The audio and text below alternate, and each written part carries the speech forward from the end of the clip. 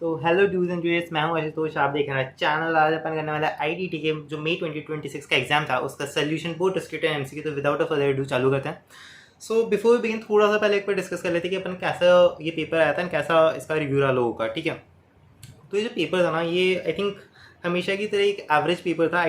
जो आईटीटी का पेपर होता है हमेशा ही एवरेज पेपर होता है, क्योंकि इसमें बहुत ज़्यादा ऐसा घुमाने का होता नहीं है। ऑल्दो थोड़ा लेंथी था एंड कुछ लोगों को थोड़ा सा टफ लगा हो सकता है, क्योंकि कुछ कॉन्सेप्चुअल पॉइंट्स इस बार पूछे गए थे।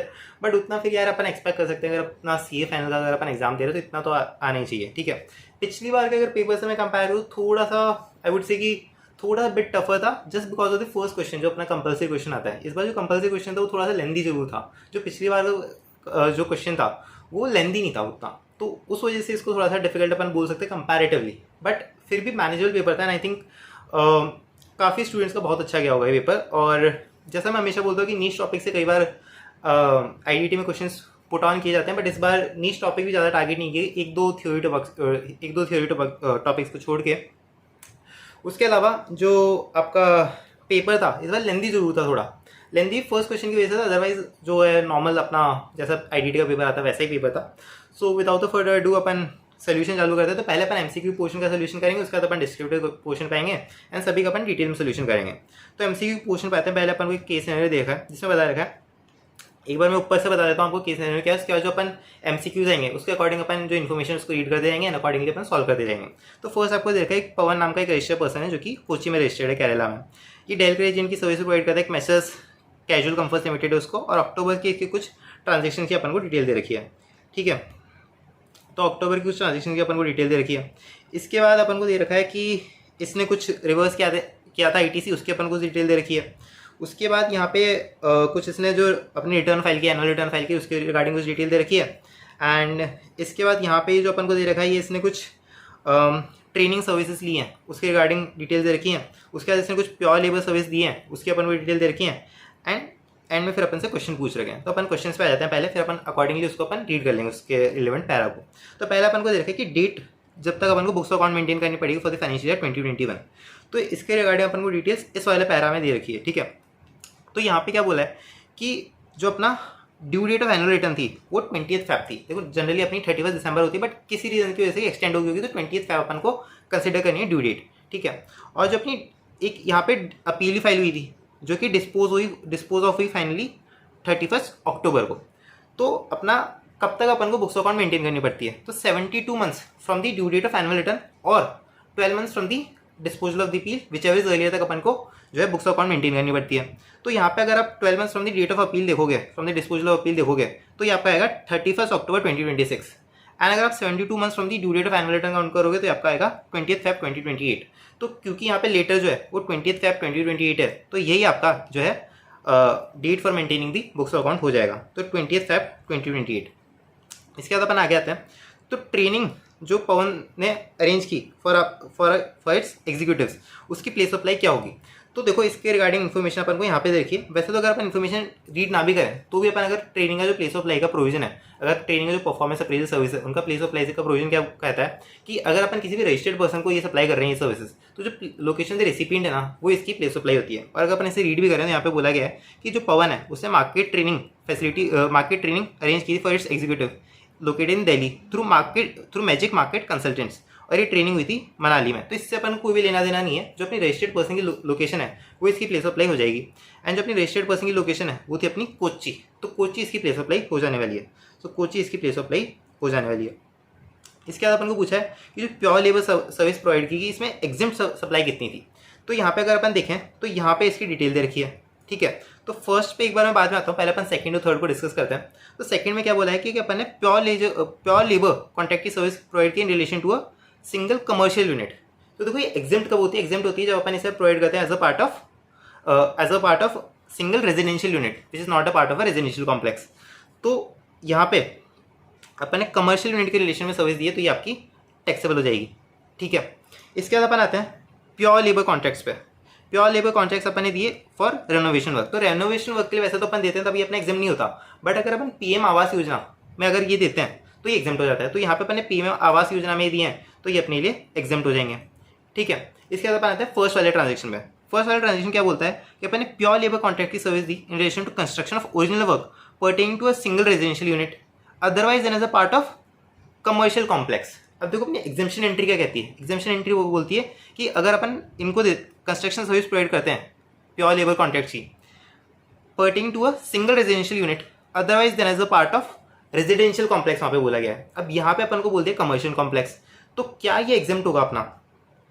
तो देखो अपन रेजिडेंशियल यूनिट के रिस्पेक्ट में तो दी है, तो वाली कंडीशन तो फुलफिल हो रही है। अब दूसरा अपना पार्ट क्या था, otherwise than is a part of residential complex. ठीक है, रेजिडेंशियल कॉम्प्लेक्स का पार्ट नहीं होना चाहिए।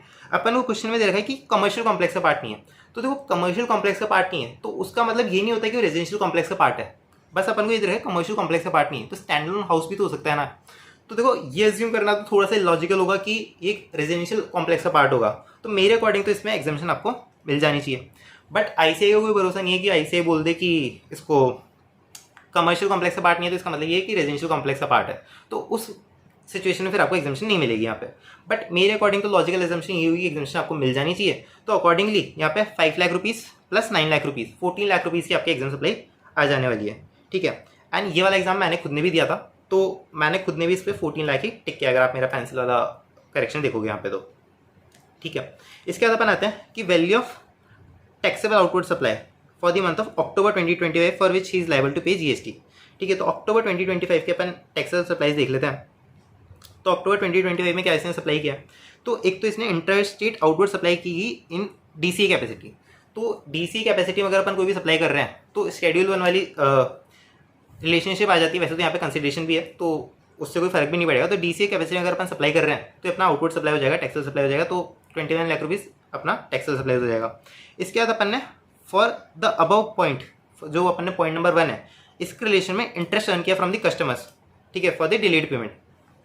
तो देखो इंटरेस्ट वैसे तो एग्जाम्प्ट होता है, बट क्योंकि अपन ने इसे सप्लाई के रिस्पेक्ट में अपन ने कलेक्ट किया इस इंटरेस्ट को, तो एक कंपोजिट सप्लाई का पार्ट बन जाएगा। क्योंकि अपन डेल के एजेंट है, तो यहाँ पे जो अपनी सप्लाई होगी वो मानी जाएगी कि अपन ने की है सप्लाई। ठीक है, ऐसा नहीं मानेंगे प्रिंसिपल ने सप्लाई की और फिर अपन ने जो है जो क्रेडिट फैसिलिटी दी है कस्टमर को, अपन ने खुद ने सप्लाई की है और उसके रिस्पेक्ट में अपन ने क्रेडिट फैसिलिटी दी है। एंड जो अपन खुद सप्लाई के रिस्पेक्ट में क्रेडिट फैसिलिटी देते हैं तो उसका जो इंटरेस्ट होता है कंपोजिट सप्लाई का पार्ट बन जाता है, तो अकॉर्डिंगली टैक्सेबल सप्लाई अपना हो जाएगा। ठीक है, इसके बाद अपन देखेंगे कि यहाँ पे अपन ने डायरेक्टर की सर्विस दी to ABC clearing exchange limited. तो अगर अपन डायरेक्टर की सर्विस देते हैं किसी भी बॉडी कॉर्पोरेट को, तो अपनी आरसी में टैक्सेबल हो जाती है, अकॉर्डिंगली अपन को इस पर टैक्स पेमेंट करने की लायबिलिटी नहीं आएगी। ठीक है, तो आरसी में टैक्सेबल हो जाएगी। इसके बाद तो ये वाली सर्विस अपन ने रिसीव करी और ये वाली सर्विस अपन ने रिसीव करी है, तो इसको अपन को देखना ही नहीं, अपनी इनवर्ट सप्लाई की रिलेशन में दे रखी है। ठीक है, तो 21 लाख रुपीज़ प्लस 1,25,000 रुपीज़, तो 21 लाख प्लस 1,25,000, तो अपना 22,25,000 रुपीज़ ही अपना टैक्सेबल हो जाएगा। ठीक है, और एक और बात बता दूं कि जो भी अपन सोल्यूशन कर रहे हैं ना, अगर इसमें आपको कहीं भी लगता है कि कुछ आपको पॉइंट में डाउट है या फिर आपको कुछ लगता है कि पॉइंट मैंने गलत बताया फिर उसका कुछ अलग सोल्यूशन होना चाहिए, तो आप कमेंट में से जरूर से बता सकते हो। अगर कुछ हुआ तो अपन उससे डिस्कस कर लेंगे। एंड अगर जेन्युइनली मुझे लगा कि एक्चुअल में मैंने गलत बताया तो उसको मैं पिन कर दूंगा, जैसे कि अपन हमेशा ही करते हैं। एंड हमेशा अगर आप देखोगे पिछले वीडियोज़ में, तो जो अपने भी सोल्यूशन होते हैं विद दी पिंड कमेंट, जो पिंड कमेंट में काफ़ी लोग कुछ बता देते हैं कई बार, जो मैंने हो सकता है कि गलत बताया हो, तो उसके अकॉर्डिंग वो हमेशा ही अपनी जो सजेस्टेड आंसर की होती है उससे मैच करते हैं। तो इस बार भी अपन वैसे ही करने वाले हैं। ऑल्दो इस बार तो मैंने थोड़ा खुद ने भी क्योंकि एग्जाम दिया था, तो इस बार मैंने एक्स्ट्रा थोड़ा सा चेक किया कि जो मैं बता रहा हूँ वो सही होना चाहिए। बट फिर भी अगर आपको कहीं भी लगता है तो जरूर से आप कमेंट में बता देना।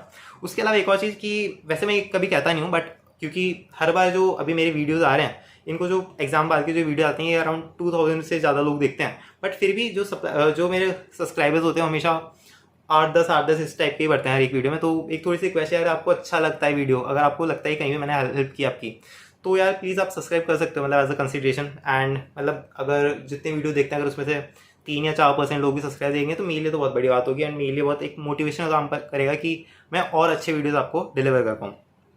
तो वो आप एक देख लेना। बाकी तो अपन आगे चलते हैं सोल्यूशन में।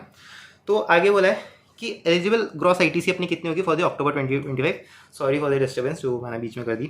तो अक्टूबर 2025 में अपनी एलिजिबल आईटीसी क्या होगी, तो अक्टूबर के अगर अपने ट्रांजेक्शन देखें तो अक्टूबर के अपने ट्रांजेक्शन है, तो इसमें अपने देखा था कि फर्स्ट जो 2 ट्रांजेक्शन थे तो आउटवर्ड सप्लाई के थे, एंड थर्ड वाला अपना आउटवर्ड आरसीएम सप्लाई का था। ठीक है, जो लास्ट 2 ट्रांजेक्शन थे ये अपने इनवर्ड सप्लाई से रिलेटेड थे। ठीक है, और जो नीचे वाला देखा है तो अपना रिवर्सल का दे रखा है, आईटीसी अपने रिवर्स किए कुछ, तो उसको अपन बाद में देख लेंगे।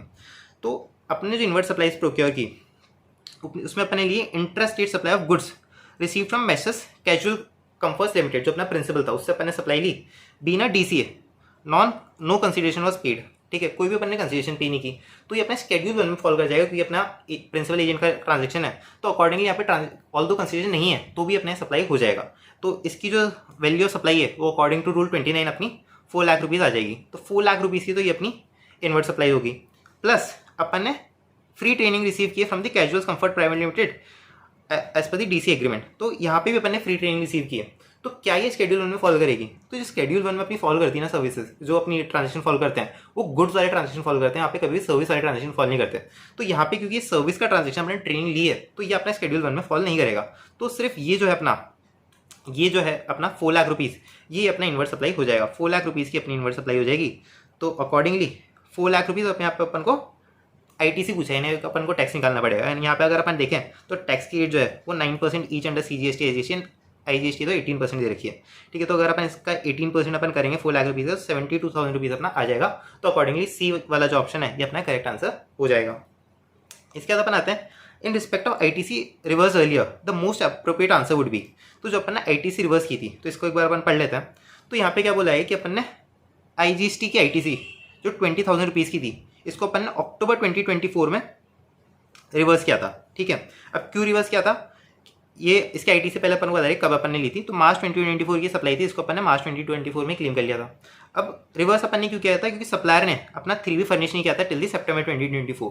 तो प्रोविजन क्या कहता है कि अगर जो अपना सप्लायर है वो सितंबर 2024 तक अपनी जो 3B है उसको फाइल नहीं करता और पेमेंट नहीं करता टैक्स का, तो अपन को नवंबर जो मंथ है of the next financial year उस तक अपन को अपनी आईटीसी रिवर्स करनी पड़ती है। तो यहाँ पे अपन ने तो अक्टूबर में रिवर्स कर दी थी, तो यहाँ पे कोई इशू नहीं है अपना, ठीक है। आगे बोला गया है कि सप्लायर ने सितंबर 25 जो अगले साल का सितंबर 25 था उसमें अपनी 3B फाइल कर दी, तो अपन वापस से अपन आईटीसी क्लेम करना चाहते हैं तो बिल्कुल क्लेम कर सकते हैं, इसमें कोई इशू नहीं है। अपने जो आईटीसी क्लेम करने की वैसे मैक्सिमम टाइम लिमिट होती है दैट इज 30 नवंबर और date of filing of annual return whichever is earlier, तो वो तो देखो यहाँ पे निकल गई। बट यहाँ पे अपन ने क्लेम पहले ही कर लिया था आईटीसी, यहाँ पे अपन ने वापस रिवर्स किया था because the supplier not file the GST 3B और फिर अपन ने वापस रिवेल किया, तो उस केस में वो वाली टाइम लिमिट होती है वो एप्लीकेबल नहीं होती। तो यहाँ पे वाली टाइम लिमिट आप सोच के मत कराना कि वाली टाइम लिमिट एप्लीकेबल होगी। अपन क्वेश्चन पढ़ लेते हैं एक बार वापस से। तो मोस्ट अप्रोप्रिएट स्टेटमेंट अपन को बतानी है। तो देखो बी वाली स्टेटमेंट ने क्या बोला है कि रिक्लेम नहीं कर सकते बियॉन्ड नवंबर 2024, तो ये तो मैंने अभी आपको बताया कि वो वाली जो टाइम लिमिट होती है वो यहाँ पे एप्लीकेबल नहीं होती। तो ये वाला तो इसका सोल्यूशन बिल्कुल से नहीं होने वाला। इसके बाद बता रहे कि he should have reverse ITC latest by सितंबर 2024, नहीं नवंबर होती है इसकी टाइम लिमिट, तो नवंबर में अपन को रिवर्स करना था, तो बिल्कुल अपन ने अक्टूबर में रिवर्स कर दिया था, तो यहाँ पे भी कोई अपना इशू नहीं होने वाला। इसके बाद बोला कि he need not reverse the ITC क्योंकि जीएसटी 2B में आ गया, तो जीएसटी 3B जो फाइल करना है सप्लायर को मैंडेटरी और टैक्स उस पर पे करना मैंडेटरी की अपना जो सेक्शन 16 है उसमें बता रखा है, तो सेक्शन 16 की एक कंडीशन होती है। तो ये भी अपना एकदम गलत स्टेटमेंट है, 2B में आने से सिर्फ अपन आईटीसी क्लेम नहीं कर सकते। और स्टेटमेंट पॉइंट नंबर ए में क्या स्टेटमेंट दे रखी है कि रिक्लेम कर सकते हैं अपन आईटीसी को सितंबर 2025 में, तो बिल्कुल रिक्लेम कर सकते हैं, ये अपनी करेक्ट स्टेटमेंट हो जाने वाली है। आगे आते हैं, आगे अपन को क्या दे रखा है, ये स्टैंडलोन एमसीक्यू आ गया। तो इसमें दे रखा है जयलक्ष्मी एग्जाम लिमिटेड है, इसको एक डिमांड ऑर्डर रिसीव हुआ from the revisional authority. Demand आई इसकी आईजीएसटी की 1400 करोड़ रुपीज़ की, इंटरेस्ट की 100 करोड़ रुपीज़ की एंड पेनल्टी की 120 करोड़ रुपीज़ की, एंड कंपनी ने 200 करोड़ रुपीज़ का टैक्स 20 करोड़ रुपीज़ का interest and penalty of 10 crore rupees accept कर लिया। अब अपन को बताना है कि जब अपन इसे अपील करेंगे तो अपन को प्री डिपॉजिट क्या जमा करानी है। तो जितना भी अपन ने अमाउंट एक्सेप्ट कर लिया होता है ना, जो अपनी डिमांड आई थी उसका जितना भी अपन ने अमाउंट एक्सेप्ट कर लिया उतना तो अपन को 100% जमा कराना होता है, और जितना अपन ने एक्सेप्ट नहीं किया उसका अपन को 10% जमा कराना होता है only of the amount of tax, और वो भी मैक्सिमम आपको 40 करोड़ रुपीज़ हो सकता है in case of IGST, and यहाँ पे जो आईजीएसटी है उसी का केस है, ठीक है। तो अपन ने यहाँ पे 220 और 10 करोड़ 230 करोड़ रुपीज़ तो अपन ने एक्सेप्ट कर लिया, प्लस 1400 करोड़ रुपीज़ की अपनी डिमांड थी, इसमें से अपन ने 200 करोड़ रुपीज़ एक्सेप्ट किया, यानी कि 1200 करोड़ रुपीज़ का जो टैक्स है वो अभी भी डिस्प्यूट में है। तो अगर इसका आप 10% करोगे तो ये 120 करोड़ रुपीज़ आएगा, बट मैक्सिमम जो इसका अमाउंट है वो 40 करोड़ रुपीज़ हो सकता है, तो 40 करोड़ रुपीज़ का अपन को एडिशन जमा कराना पड़ेगा। तो टोटल अपन को 270 करोड़ रुपीज़ जमा कराने पड़ेंगे, तो अकॉर्डिंगली जो ए है इसका आंसर हो जाता है। इसके बाद अपन क्वेश्चन नंबर 8 पे आते हैं। क्वेश्चन नंबर 8 में क्या बोला है, मिसेस सिन्हा है जो कि एक इंडियन रेजिडेंट है, ये इंडिया रिटर्न कर रही है from the New Zealand after staying for 13 months, 13 महीने न्यूजीलैंड में रह के रिटर्न करी इंडिया में अलॉन्ग विद डॉटर मिस नीवा जो कि 1.5 ईयर एज की है, ठीक है। अब ये कुछ अपन अपने साथ अपनी ये सामान लाए हैं, तो अपन को बताना है कि कितने अमाउंट पे अपन को कंसेशनल कस्टम ड्यूटी अप्लाई होगी। तो कितने अमाउंट पे होगी। तो पहले अपन मिसेस सिन्हा का देखते हैं। तो मिसेस सिन्हा की यूज पर्सनल इफेक्ट, तो क्योंकि इंडियन रेजिडेंट है और मतलब इंडियन रेजिडेंट नहीं भी होती तो भी पर्सनल इफेक्ट्स तो अलाउ होते हैं, तो ये तो अपने 100% एग्जाम्प्ट हो जाएंगे।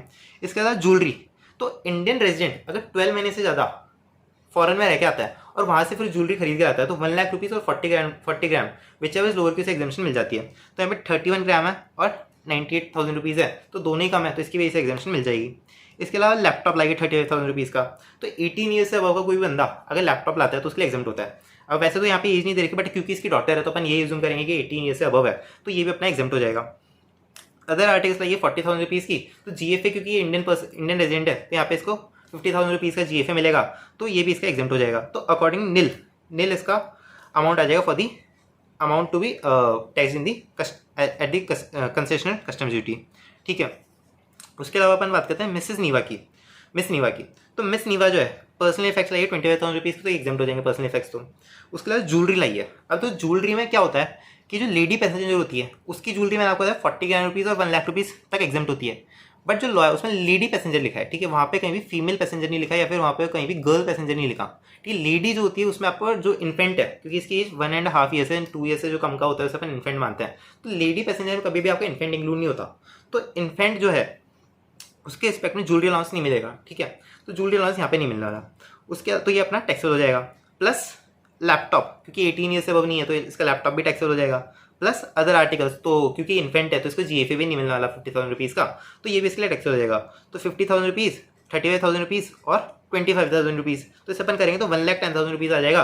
अकॉर्डिंगली ऑप्शन नंबर डी अपना करेक्ट हो जाने वाला है इसका। ठीक है, इसके बाद अपन आते हैं एक और स्टैंड लोन MCQ। इसमें बताया गया कि प्रॉपर ऑफिसर ने प्रोविजनल असेसमेंट कर दिया। ठीक है, 1 अक्टूबर 2025 को। ठीक है, अब यहाँ पे उनको बताया कि मैक्सिमम एक्सटेंडेड डेडलाइन जब जहाँ तक अपन जो रिक्वायर्ड रिपोर्ट है, जो एसएससी और रिक्वायर्ड रिपोर्ट है, वो कब तक सबमिट कर सकता है। तो मैक्सिमम जो टाइम है वैसे तो 2 मंथ्स का होता है, बट उसे आप 14 मंथ्स तक खींच सकते हो। ठीक है, 14 मंथ्स तक आप उसे सबमिट कर सकते हो from the date of provisional assessment. तो प्रोविजनल असेसमेंट की डेट है 1 अक्टूबर। वैसे इसमें अदर काफ़ी डेट दे रखी है, बट उसको अपन को इग्नोर करते हुए चलना है। अपन को डेट ऑफ प्रोविजनल असेसमेंट से 14 मंथ्स काउंट करना होता है।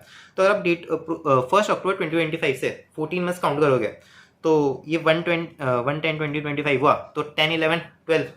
ठीक है, तो 10, 11 और 12 3 महीने तो ये हो गया 11 मंथ्स आपके 2026 के आएंगे नवंबर के बाद। तो 1 दिसंबर इसका लास्ट डेट हो जाएगी जिस दिन अपन इसे प्रोविजनल असेसमेंट के लिए जा सकते हैं। ठीक है, तो 1 दिसंबर इसका आंसर हो जाने वाला है। इसके बाद अपन आते हैं अपना केस नंबर 2 पे। तो इसमें क्या बोला है, सुजैन कंपनी जो कि जोधपुर में लोकेटेड है एंड कॉम्पोजिशन स्कीम में रजिस्टर्ड है। इसकी कुछ आउटपुट सप्लाई की डिटेल दे रखी है फॉर दी अप्रैल। ठीक है, इसके बाद बता रखा है कि मई में इसने कुछ ट्रांजेक्शन किया है। इसके बाद बता रखा है कि जुलाई में इसने क्या क्या किया।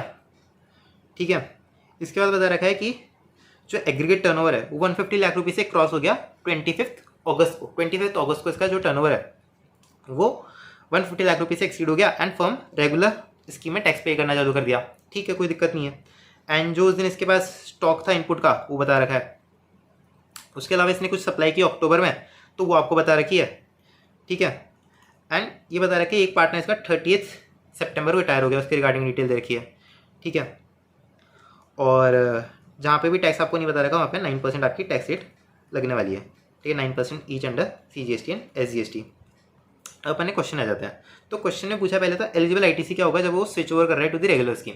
तो स्विच ओवर करते हैं अपन रेगुलर स्कीम में, तो क्या ITC अपन को मिलता है। तो जो भी अपनी गुड्स की वैल्यू होती है, जो भी अपना गुड्स की वैल्यू होती है उस पर अपन को ITC मिल जाता है, जो कि एक दिन पहले की वैल्यू होती है। मतलब अगर अपन स्विच ओवर कर रहे हैं, कितनी तारीख को अपन ने स्विच ओवर किया, अपन ने स्विच ओवर किया 25 अगस्त को, यानी कि जो 24 अगस्त को जो भी गुड्स है उनके रिस्पेक्ट में अपन को ITC मिल जाएगी। इवन कैपिटल गुड्स के रिस्पेक्ट में मिल जाती है, बट क्योंकि कैपिटल गुड्स की यहाँ पे वैल्यू नहीं दे रखी, तो जो अपने स्टॉक है उसकी अपन को ITC यहाँ पे मिलने वाली है। तो 25 की डिटेल दे रखी है, 24 की डिटेल दे रखी है, तो 25 की जो डिटेल उसे तो पूरी की पूरी आप काट देना। ठीक है, मैंने एग्जाम में भी देखो, आप देखोगे तो इसे पेंसिल से काट दिया था ताकि अपन गलती से यूज़ ना कर लें। तो 30 + 50 + 60 अगर आप इसे कैलकुलेट करोगे तो ये आपका 140,000 या फिर 1,40,000 रुपीज़ अपना आ जाने वाला है इसका आंसर। इसके बाद अपन आगे चलते हैं। तो आगे क्या बता रखा है कि अपन ने ट्रांजेक्शन हुआ जो फर्म और ग्रीन डॉट कॉरियर्स के बीच में इसमें प्लेस अप्लाई क्या होगा। तो कुरियर से वैसे तो कभी भी ट्रांजेक्शन होता है, तो अगर रजिस्टर्ड पर्सन कोई भी ट्रांजेक्शन करता है तो लोकेशन ऑफ द रेसिपिएंट उसकी प्लेस ऑफ अप्लाई हो जाती है एज पर सेक्शन नंबर 12। ठीक है, तो यहाँ पे फिर भी अगर अपन इस ट्रांजेक्शन को पढ़े तो यहाँ पे क्या दे रखा है कि फर्म ने एक कॉन्ट्रैक्ट तो सप्लाई किया विद कंप्लाइन लिमिटेड, जो कि कानपुर की, एंड कंसाइनमेंट को अपन को दुबई भेजना था। ठीक है, इसलिए अपन ने ग्रीन डॉट कोरियर्स को कॉन्टैक्ट किया जो कि जयपुर का था, एंड गुड्स अपन ने जयपुर में हैंडओवर कर दिया। तो हैंडओवर करने वाली प्लेस ऑफ अप्लाई हो जाती है अगर अपन अनरजिस्टर्ड होते हैं, बट क्योंकि अपन रजिस्टर्ड है तो अपनी जो लोकेशन ऑफ द रेसिपिएंट है वो इसकी प्लेस ऑफ अप्लाई हो जाएगी। एंड क्योंकि अपन जोधपुर के हैं तो जोधपुर इसकी प्लेस ऑफ अप्लाई हो जाने वाली है, जोधपुर इसकी प्लेस ऑफ अप्लाई हो जाने वाली है। इसके बाद अपन आते हैं कि in respect to the retired partner he will be liable to tax interest and penalty for the firm to the due date, मतलब कब तक ये फर्म की जो टैक्स इंटरेस्ट पेनल्टी है उसके लायबल होगा। तो देखो जब रिटायरमेंट होता है पार्टनर का तो 1 महीने के अंदर अपन को कमिश्नर को इंटीमेट करना होता है। अगर अपन 1 महीने के अंदर कमिश्नर को इंटीमेट कर दिया तो जिस दिन अपन इंटीमेट करते हैं ना उस दिन तक अपन अगर अपन ने 1 महीने के अंदर इंटीमेट कर दिया तो जिस दिन अपन रिटायर होते हैं उस दिन तक अपन लायबल हो जाते हैं। बट अगर जो है अपन 1 महीने के बाद इंटीमेट करते हैं तो जिस दिन अपन इंटीमेट करते हैं उस दिन तक अपन लायबल रहते हैं। तो यहाँ पे अगर अपन देखेंगे तो 30 सितंबर को पार्टनर जो है रिटायर हुआ एंड 20 अक्टूबर को अपन ने इंटीमेट कर दिया, यानी कि विद इन 1 मंथ अपन ने इंटीमेट कर दिया। तो यानी कि 30 जो सितंबर है यहाँ तक अपन लायबल रहेंगे। तो 30 सितंबर इसका आंसर हो जाने वाला है। इसके बाद बोला है कि अप्रैल मंथ में क्या टैक्स लायबिलिटी रहने वाली है सुजैन कंपनी की। तो अप्रैल मंथ में अपन कंपोजिशन स्कीम में थे। ठीक है, तो अप्रैल मंथ की डिटेल अपन को यहाँ पे दे रखी है। तो यहाँ पे क्या बोला है कि अपन ने 10 लाख रुपीज़ की आउटपुट सप्लाई की जिसमें जो 3 लाख रुपीज़ है वो सप्लाई ऑफ सर्विस था। 3 lakh rupees supply of service था। तो अगर अपन ने कंपोजिशन स्कीम ऑप्ट करी है तो क्या अपन सप्लाई ऑफ सर्विस कर सकते हैं, मार्जिनल सर्विस की अपन सप्लाई कर सकते हैं up to the limit. Limit क्या होती है 5 लाख रुपीज़ और 10% of the turnover in the state in the previous financial year. तो प्रीवियस फाइनेंशियल ईयर का टर्नओवर अपन को 10 लाख रुपीज़ दे रखा है, तो इसका अगर अपन 10% करेंगे तो 10 लाख रुपीज़ तक अपन सर्विस की सप्लाई कर सकते हैं। एंड यहाँ पे तो अपन ने 3 लाख रुपीज़ की सर्विस की अप्लाई करी है, तो बिल्कुल कोई परेशानी नहीं है। जो 10 लाख रुपीज़ पूरे पे अपना कंपोजिशन स्कीम एप्लीकेबल हो जाएगा, पूरे पे अपना कंपोजिशन स्कीम एप्लीकेबल हो जाएगा। एंड कंपोजिशन स्कीम अगर कोई भी जो सप्लायर है वो ऑप्ट करता है तो उसकी टैक्स रेट क्या रहती है 0.5% of the turnover each under CGST and SGST। ठीक है, तो 10 लाख रुपीज़ का अपना टर्नओवर है, तो 10 लाख रुपीज़ का अगर अपन 0.5% करेंगे तो अपना 5000 रुपीज़ ईच आ जाएगा अंडर CGST एंड SGST। तो अकॉर्डिंगली जो बी इसका है वो इसका करेक्ट ऑप्शन हो जाने वाला है। इसके बाद अपन बात करते हैं कि मई 2025 में जो भी अपन ने एक्टिविटीज़ की उसमें से कौन सी एक्टिविटीज़ परमिटेड नहीं थी। तो मई में अगेन अपन कंपोजिशन में रजिस्टर्ड थे। ठीक है, तो कंपोजिशन में अपन ने मई में क्या क्या एक्टिविटी की, पहला तो अपन ने इंट्रा स्टेट सप्लाई कर दिया थ्रू दी ई-कॉमर्स प्लेटफॉर्म। तो क्या अपन कर सकते हैं, बिल्कुल कर सकते हैं। अगर इंट्रा स्टेट अपन सप्लाई कर रहे हैं ई-कॉमर्स प्लेटफॉर्म से तो वहाँ पे कुछ कंडीशन होती है, बट उन कंडीशन के रिस्पेक्ट में यहाँ पे कुछ भी दे नहीं रखा, तो अपन ये यूज करेंगे कि अपन कंडीशन फुलफिल कर रहे हैं एंड अकॉर्डिंगली अपन सप्लाई कर सकते हैं। बाद में देखा है कि अपन ने supply to nearby state किया, तो क्या अपन supply to nearby state कर सकते हैं। तो supply to nearby state अपन नहीं कर सकते, अपन कहीं भी इंटर स्टेट सप्लाई नहीं कर सकते अगर अपन ने कंपोजिशन स्कीम ऑप्ट कर रखा है, तो ये भी अपना टैक्सेबल नहीं होगा। उसके बाद है कि building bricks and roof and tilings का अपन ने सप्लाई किया है, तो अगर अपन कंपोजिशन स्कीम ऑप्ट करते हैं तो अपन ये वाली चीज़ें सप्लाई नहीं कर सकते। उसमें 5-6 चीज़ें दे रखी हैं अपने को, ये अर्दन टाइलिंग्स, आइसक्रीम, टबैको, तो उसमें ये वाली चीज़ें भी आती हैं, तो इसको भी अपन सप्लाई नहीं कर सकते। तो सेकंड और थर्ड पॉइंट अपने इनकरेक्ट हो जाते हैं, तो सेकंड और थर्ड इसका करेक्ट ऑप्शन हो जाने वाला है। तो सेकंड और थर्ड इसका करेक्ट ऑप्शन हो जाने वाला है। वैसे भी अगर आप देखोगे तो फर्स्ट ऑप्शन तो अपना डेफिनेटली अपन सप्लाई कर सकते थे। ठीक है, तो फर्स्ट ऑप्शन बाकी तीनों में, तो अगर आप एलिमिनेट भी करोगे तो भी सेकंड और थर्ड इसका जो ऑप्शन है ये सी नंबर में ही दे रखा है, तो यही आपका करेक्ट ऑप्शन हो जाने वाला है।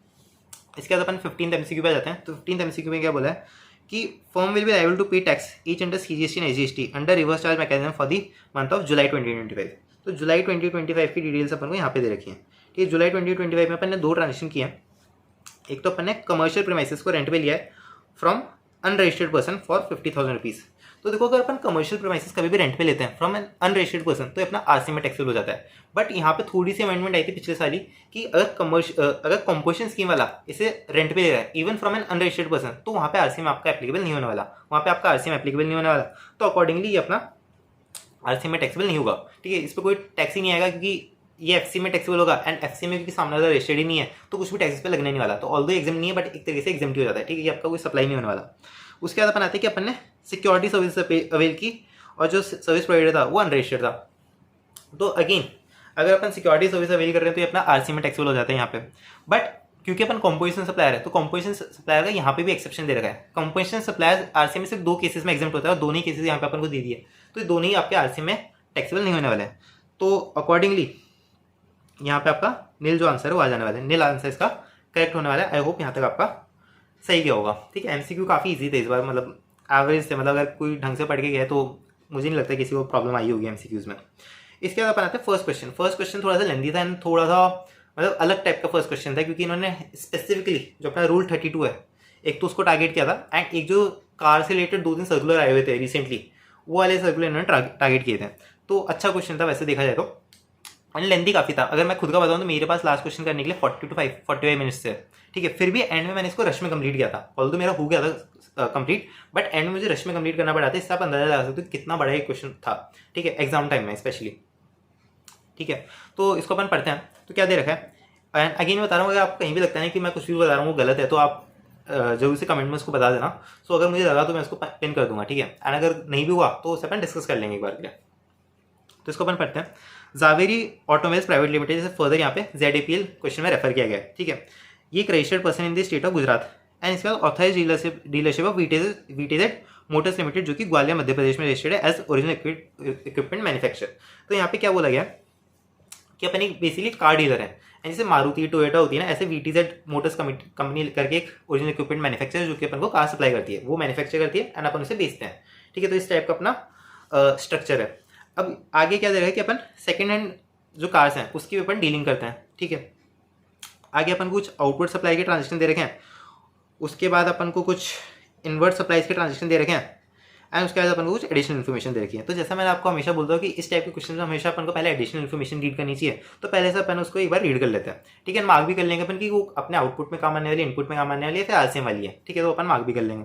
तो पर्सनल गारंटी प्रोवाइड की मिस्टर महेश कुमार डायरेक्टर ने, तो ये अपने लिए इनपुट सर्विस है, तो इसे अपन आई एक बार के लिए मार्क कर देंगे। ये अपन इनपुट के टाइम डील करेंगे, ऑल्दो इसमें वैसे कोई टैक्स नहीं आने वाला, बट फिर भी अपन एक बार के लिए आई कर देते हैं, क्योंकि इवन इफ अगर इसमें टैक्स नहीं आना तो भी अपन को इसका एक्सप्लेनेशन तो लिख के आना पड़ेगा एग्जाम में, तभी अपन को इसके मार्क्स मिलने वाले हैं। तो इसको अपन एक बार इनपुट के लिए मार्क कर लेते हैं, ठीक है। फिर दूसरा है कि अपन ने ZAPL ने शेयर्स ऑफ होल्डिंग कंपनी जो कि न्यूजीलैंड में लोकेटेड है, अपनी एक होल्डिंग कंपनी है जो कि न्यूजीलैंड में लोकेटेड है, उसके शेयर्स अपने अपने एम्प्लॉइज को बांटे हैं, ठीक है। एज अ ऑप्शन अपन ने अपने एम्प्लॉइज को बांटे हैं, and cost of the shares 45 lakh rupees थी।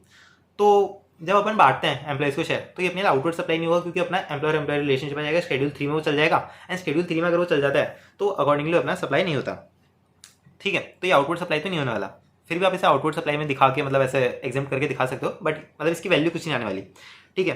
Cost of the shares 45 lakh rupees था, तो 45 लाख रुपीज़ से अपन ने खरीद लो, ये इनपुट का पार्ट हो जाएगा। वैसे तो इस पर इनपुट भी नहीं लगने वाला है, क्योंकि ट्रांसमिशन सिक्योरिटीज हो जाएगा, एंड क्योंकि गुड्स एंड सर्विस की डेफिनेशन नहीं आते, तो ये भी अपना सप्लाई नहीं होने वाला। उसके अलावा अपन ने 12 लाख रुपीज़ से कमीशन पे किया अपनी होल्डिंग कंपनी को, तो ये facilitating and arranging transaction securities हो जाएगा, एंड अकॉर्डिंगली अपना सप्लाई हो जाएगा। एंड क्योंकि अपन इसे फॉरेन सर्विस कंपनी से अवेल कर रहे हैं, तो इसमें अपना RCM में टैक्स पेबल हो जाएगा, ठीक है। तो वैसे तो ये एग्जाम में जब मैंने किया था तब मुझे याद आ रहा है कि मैंने इस पर RCM पे नहीं किया था, मैंने इसमें इनपुट तो ले लिया था, लेकिन सो RCM में पे नहीं किया, बट ठीक है, अब तो कुछ नहीं कर सकते उसका। तो इस पर अपना RCM में टैक्स पेबल है, ठीक है। तो मतलब ये चीज़ें वैसे अपन को ध्यान में रखनी होती है, बट क्या है कि एंड में आप एग्जाम में जल्दी में करते हो ना, तो ये चीज़ें छूट जाती हैं, तो ठीक है, उसका तो अपन कुछ नहीं कर सकते, अब जो हो गया। इसके बाद दे रखा है कि एक्सटेंडेड वारंटी 3 लाख रुपीज़ की अपन को कुछ कस्टमर्स ने लिए अपनी, जो अपन एक्सटेंडेड वारंटी भी देते हैं कार के रिस्पेक्ट में, तो कुछ कस्टमर्स में लिए in the month of October for petrol car 1400 CC, जो कि उन्होंने प्रीवियस मंथ में परचेज की थी। अब प्रीवियस मंथ में परचेज की थी, ये क्यों रिलेवेंट है, क्योंकि अगर आप उन्होंने सेम ही मंथ में परचेज की होती तब तो एक कंपोज सप्लाई हो जाता है। इसके रिगार्ड में एक सर्कुलर है, ठीक है, तो ये कंपोज सप्लाई हो जाता है, बट क्योंकि प्रीवियस मंथ में इन्होंने अवेल जो कार है वो परचेज की थी, और अपन ने जो एक्सटेंडेड वारंटी है वो इस मंथ में प्रोवाइड करी है, तो स्टैंड लोन सर्विस हो जाएगी, अकॉर्डिंगली ये अपनी सर्विस मतलब कंपोज सप्लाई नहीं होंगी, ठीक है। आगे बता रखा है जो अपने आउटवर्ड सप्लाई के पॉइंट नंबर 2 और 4 है, उसमें अपन ने कोई भी ITC क्लेम नहीं करी है कार्स पे, एंड ना अपन ने डेप्रिसिएशन अवेल किया। तो जो अपन आउटवर्ड सप्लाई को देखेंगे तब इस पॉइंट को एक बार वापस से देख लेंगे, ठीक है। बाकी ये तो अपन को नॉर्मल पॉइंट ऐसे ही दे रखे हैं, एंड बताया रखा है जहाँ पे अपन को डिटेल नहीं दे रखी प्लेस ऑफ सप्लाई रिलेटेड, वहाँ पे अपन को इंटर स्टेट सप्लाई से अज्यूम करना है, ठीक है। और टैक्स रेट्स अपन को दे रखे हैं GST के। तो एक तो ये जो लेंदी है क्वेश्चन इस वजह से भी हो गया था कि बहुत सारी टैक्स रेट अपन को दे रखी थी अलग अलग ट्रांजेक्शन के लिए, ठीक है। कार्स में भी देखो आप अलग अलग CC के अकॉर्डिंग उनकी टैक्स रेट दे रखी है, तो उस अकॉर्डिंगली ये थोड़ा सा लेंदी हो गया था, बट ठीक है। और जहाँ पे आपको टैक्स रेट नहीं बता रखी, वहाँ पे 18% आप अज्यूम कर लेना IGST में, and 9% each under CGST and SGST। उसके अलावा बता रखा है कि कोई भी ओपनिंग बैलेंसेस नहीं है ITC का, ठीक है। एंड ZAPL जो है CGST में मिनिमम बैलेंस अपना पे करना चाहती है, तो कोई भी ओपनिंग बैलेंस नहीं है IGST का, एंड अपन CGST में मिनिमम बैलेंस पे करना चाहते हैं, एंड नेट मिनिमम GST लेवलिटी अपन को निकालनी है, ठीक है। तो अपन आ जाते हैं, पहले अपन आउटवर्ड सप्लाई देखते हैं। तो आउटवर्ड सप्लाई में देखा है कि अपन ने सेल करी है car with an option of 1 year extended warranty. तो अपन ने क्या क्या सेल करी है, petrol cars, electric cars, diesel, इनका सीसी भी आप अच्छे से देख लेना for determining the tax rate. और उसके अलावा देखा है कि एक्सटेंडेड वारंटी जो थी वो सिर्फ इलेक्ट्रिक कार वालों ने ली है 50,000 रुपीज़ की, और जो 50,000 रुपीज़ है वो इस वैल्यू में इंक्लूडेड नहीं है। तो क्योंकि ये अपने कार के साथ सप्लाई करी है, क्योंकि अपने एक्सटेंडेड वारंटी कार के साथ सप्लाई करी है, तो ये कंपोजिट सप्लाई का पार्ट हो जाएगी, और ये जो कार की टैक्स रेट है उसी रेट से टैक्सेबल हो जाएगी। ठीक है, तो ये अपन को यहाँ पे ध्यान में रखना था इस वाले पॉइंट में, बाकी कुछ इसमें स्पेशल था नहीं। तो अगर अपन पेट्रोल कार देखें तो इंटरेस्ट रेट सप्लाई थी तो 6,50,000 रुपीज़ पे यहाँ पे अपना टैक्सेबिलिटी आ जाएगी। 6,50,000 रुपीज़ पे अकॉर्डिंग टू जो टैक्स रेट जो इस पर एप्लीकेबल थी उस अकॉर्डिंग इसकी टैक्सेबिलिटी आ जाएगी। उसके अलावा अपनी इलेक्ट्रिक कार्स यहाँ पे अपनी 18% टैक्स रेट थी, तो उसके अकॉर्डिंग आप देख लेना। Electric cars interest rate supply है तो 8,50,000 रुपीज़ प्लस 50,000 रुपीज़, ठीक है, क्योंकि एक्सटेंड वारंटी थी तो 9 लाख रुपीज़ ईच हो गई। एंड 9 लाख रुपीज़ की 8 कार्स यानी 72 लाख रुपीज़ की अपनी जो है आउटवर्ड सप्लाई यहाँ पे आ जाती है। एंड 72 लाख रुपीज़ जो है उस पर 1,80,000 rupees each under CGST and SGST 2.5% each की रेट से टैक्सेबल हो जाएगा। उसके अलावा डीजल कार्स पे 20% each under CGST and SGST की रेट दे रखी है, तो 50 लाख रुपीज़ पे ये अपना CGST एंड SGST आ गया। ठीक है, इसके बाद अपन ने महर्षि ऑटोमोबाइल्स उदयपुर में जो रजिस्टर्ड है उसको 12 लाख रुपीज़ में एक कार सेल की जो कि यूज़ कार थी। ठीक है, एंड इसको अपन ने परचेज किया था from the registered person on 1 अप्रैल 2025, जो कि अपन ने ओरिजिनली परचेज की थी 11,70,000 रुपीज़ में। एंड इसका अपन ने माइनर रिफर्बिशमेंट भी कराया कुछ अप्रैल 2025 में। तो अब याद करो इसका अपना को जो एडिशनल इन्फॉर्मेशन थी उसमें अपन को कुछ पॉइंट दे रखा था। यहाँ पे अपन को दे रखा था कि अगर अपन आउटवर्ड सप्लाई करते हैं तो पॉइंट नंबर 2 और 4 की जो आउटवर्ड सप्लाईज हैं उनमें अपन ने ITC भी नहीं क्लेम कर रखी और अपन ने डेप्रिसिएशन भी क्लेम नहीं कर रखा। अब इसका क्या मतलब है, अगर अपन ITC क्लेम कर लेते हैं तो जो एक्चुअल सप्लाई की वैल्यू है उस पर अपना GST चार्ज होता। अगर अपन यहाँ पे डेप्रिसिएशन अवेल कर लेते तो क्या होता, तो जो एक्चुअली क्या होगा यहाँ पे अपन ये जो net value of taxable supply है यानी कि जो अपनी आउटवर्ड सप्लाई है माइनस जिस वैल्यू पर हमने परचेज किया था वो जो नेट वैल्यू आएगी ना, मतलब जैसे अगर अपन 12 लाख रुपीज़ में सेल किया और 11,70,000 रुपीज़ में परचेज किया था तो 30,000 रुपीज़ इसकी आउटवर्ड सप्लाई अपन मानेंगे। ठीक है, ये अपना सेक्शन नंबर 32 में बता रखा है। 32D है आई थिंक, मतलब मुझे अच्छे से याद नहीं है, लेकिन 32 का सेक्शन है, 32 का रूल नंबर है उसमें ये बता रखा है। ठीक है, तो अगर अपन डेप्रिसिएशन अवेल कर लेते हैं जो अपनी परचेज वैल्यू लेते हैं, परचेज वैल्यू की जगह अपन WDV यूज़ करते हैं for the purpose of determining the value of supply, तो यहाँ पे अपन डेप्रिसिएशन भी अवेल नहीं किया, यानी कि अपन जो नॉर्मली सेल माइनस परचेज है उसी पे अपन टैक्स पे कर सकते हैं। सेल माइनस परचेज पे अपन टैक्स पे कर सकते हैं। तो सेल अपने का कितने का है, सेल अपना यहाँ पे है 12 लाख रुपीज़ का, एंड अपन ने परचेज किया था 11,70,000 रुपीज़ में, यानी कि 12 लाख माइनस 11,70,000 रुपीज़, 30,000 रुपीज़ जो नेट वैल्यू है उस पर अपन को टैक्स पे करना है। तो क्योंकि अपन यहाँ पे उदयपुर में सप्लाई कर रहे हैं तो ये अपनी IGST वाली सप्लाई हो जाएगी, तो 5,40,000 रुपीज़ इस पर टैक्स अपना अमाउंट आ जाएगा। इसके बाद जो माइनर रिफर्बिशमेंट एक्सपेंस है ये अपना इनपुट से रिलेटेड पॉइंट हो गया, तो इसे अपन इनपुट के टाइम देख लेंगे, या फिर इसे अभी मैं आपको बता देता हूँ। तो 50,000 रुपीज़ का अपन ने रिफर्बिशमेंट कराया है, क्योंकि अपन खुद ही एक डीलर है तो अपन को इसकी जो ITC है वो मिल जाने वाली है, इसकी अपन को ITC जो है मिल जाने वाली है।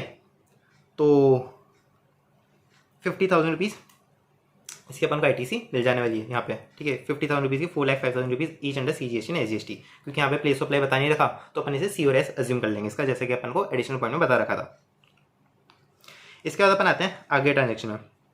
ZAP ने डेबिट नोट इशू किया VTZ मोटर्स लिमिटेड को, क्यों, क्योंकि इसने एडिशनल रिप्लेसमेंट ऑफ पार्ट्स किए थे कस्टमर्स के लिए on behalf of VTZ motors limited. तो इसके रिगार्ड में भी एक सर्कुलर कि अगर अपन कंसेशन चार्ज करते हैं तो यहाँ पे अपना GST एप्लीकेबल हो जाता है। ठीक है, तो ये एक तरीके से अपन इनवॉइस ही रीज करी है VTZ लिमिटेड को, तो अपनी आउटवर्ड सप्लाई हो जाएगी।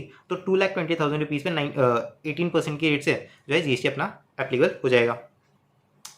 इसके बाद अपन आते हैं, अपन ने एक इलेक्ट्रिक कार की सेल करी है, ठीक है, जो कि अपन ने रीपजेस की थी। अपन ने एक बंदे को लोन लिया था, मिस्टर शिखर को लोन दिया था, ठीक है, और वो लोन पे नहीं कर पाया, वो डिफॉल्ट कर गया, तो उससे अपन ने उसकी कार ले ली।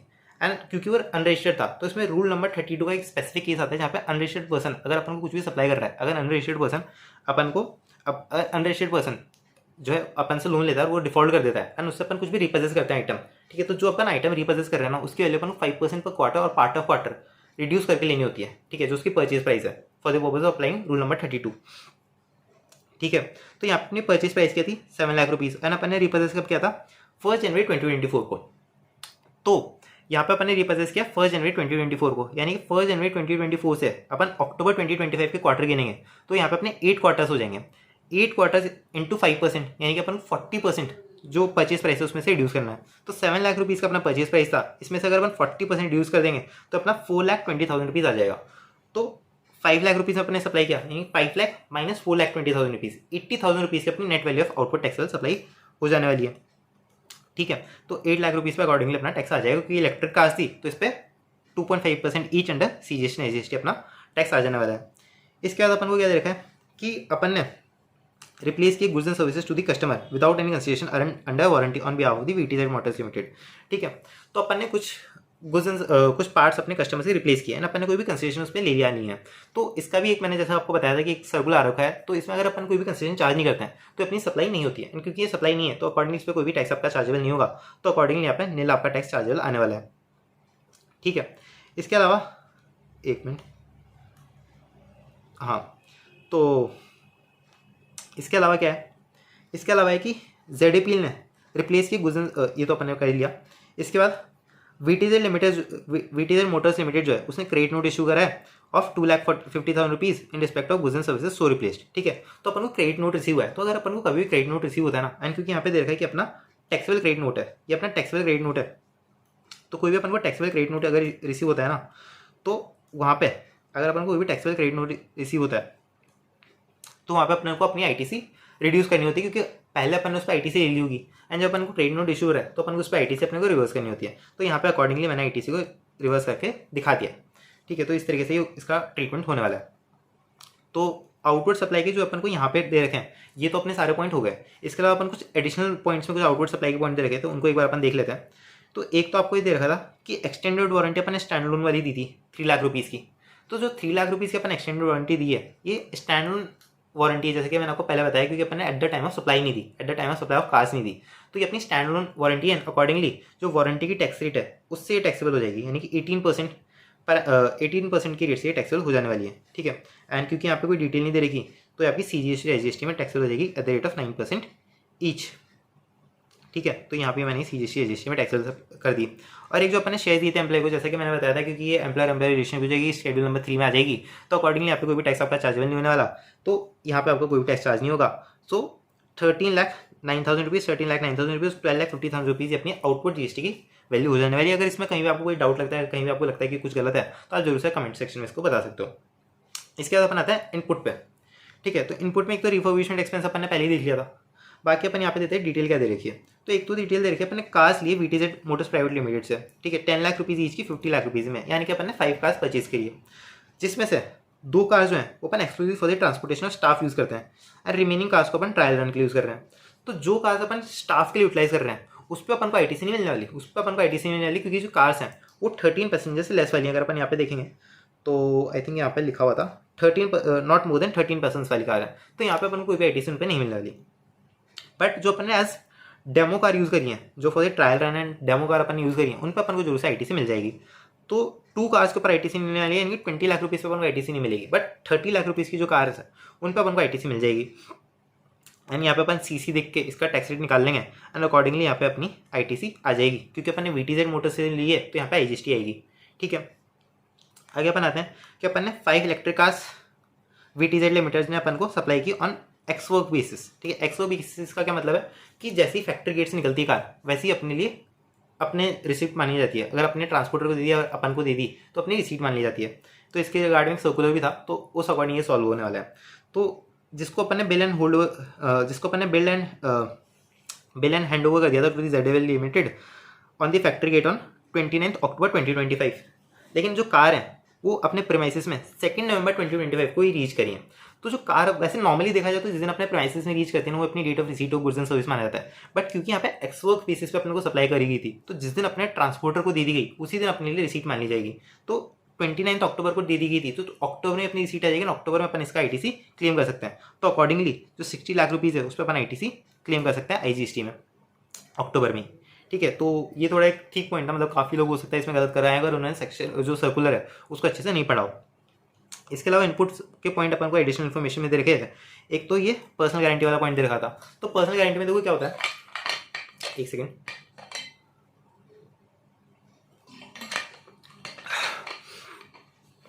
पर्सनल गारंटी में क्या होता है कि अगर अपन को अपने डायरेक्टर से पर्सनल गारंटी मिलती है ना, तो RBI ने रिस्ट्रिक्ट कर रखा है कि उस पर कोई भी कंसेशन चार्ज नहीं कर सकते।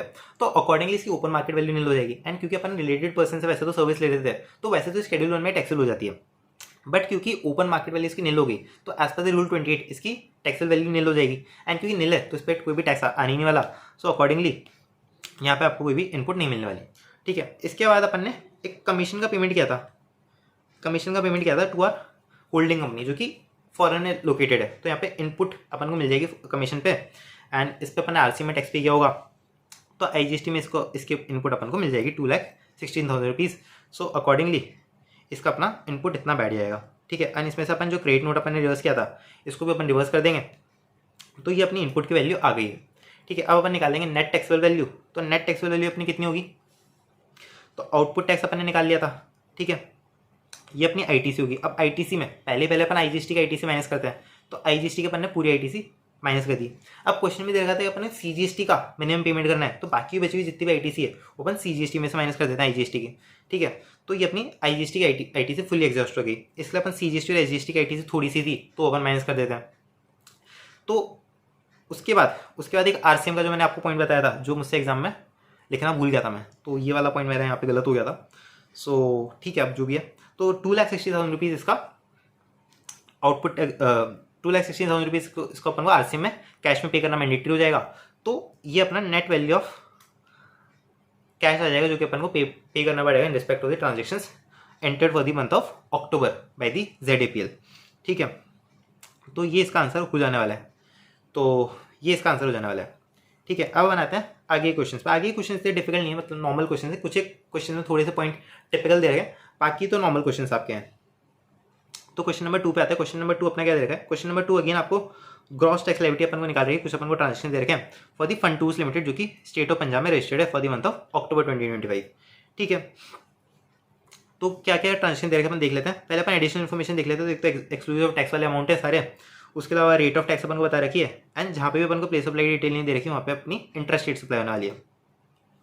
तो पहला ट्रांजेक्शन क्या अपने टूर ऑपरेटर सर्विस दिए टू न्यूजीलैंड क्रिकेट टीम जो कि Holi conducted outside of India. अब क्योंकि अपन टूर ऑपरेटर की सर्विस दे रहे हैं जो कि Holi conducted outside of India है, तो ये अपना एग्जाम्प्ट हो जाता है, ये पूरी तरीके से एग्जाम्प्ट हो जाता है। अगर कुछ भी पार्ट इसका इंडिया में होता तो ये अपना प्रोपोर्शनल टैक्स हो जाता, बट क्योंकि अपन ने होली आउटसाइड ऑफ इंडिया दिया है तो ये अपना एग्जाम्प्ट हो जाएगा। ठीक है, तो 7 लाख रुपीज़ अपना पूरा एग्जाम्प्ट हो जाएगा। इसके बाद अपन आते हैं, अपने स्नैक्स एंड मैगजीन सप्लाई किए हैं, तो स्नैक्स एंड मैगजीन ऑब्वियसली अपने टैक्सेबल हो जाएंगे। और अपन ने ये सप्लाई किए इन ओमनीबस, मतलब इन कन्वेंस अपने सप्लाई किया। तो अगर अपन कन्वेंस में कोई भी चीज़ सप्लाई करते हैं तो उसकी प्लेस सप्लाई क्या हो जाती है, अकॉर्डिंग टू सेक्शन नंबर 10 आपकी इसकी प्लेस सप्लाई हो जाएगी where the goods were taken on board.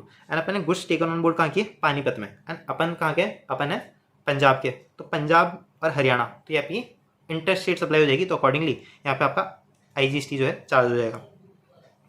इसके बाद अपन ने फाइन पे किया तो उत्तर प्रदेश स्टेट गवर्नमेंट, तो उत्तर प्रदेश स्टेट गवर्नमेंट को अपन ने फाइन पे किया तो ये लिक्विडेटेड डैमेजेस के नेचर का है, तो ये अपना सप्लाई नहीं होगा, तो अकॉर्डिंगली अपना टैक्सेबल नहीं होगा।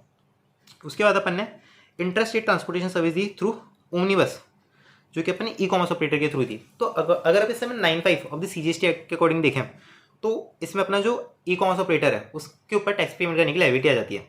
बट वहाँ पे एक एक्सेप्शन है, अगर ओमनीबस की सप्लाई ई कॉमर्स ऑपरेटर के थ्रू अपन कर रहे हैं जहाँ पे अपन खुद जो सप्लायर है वो एक कंपनी है, तो फिर कंपनी को इसका पेमेंट करना होता है, ई कॉमर्स ऑपरेटर भी उसकी लायबिलिटी नहीं आती है। तो यहाँ पे क्योंकि अपन एक कंपनी है तो अपन पे इस पर टैक्स पेमेंट करने की लायबिलिटी आ जाएगी, एंड अकॉर्डिंगली इस पर CGST अपना चार्ज हो जाएगा क्योंकि अपन ने ये इंटरेस्ट रेट सप्लाई करी थी।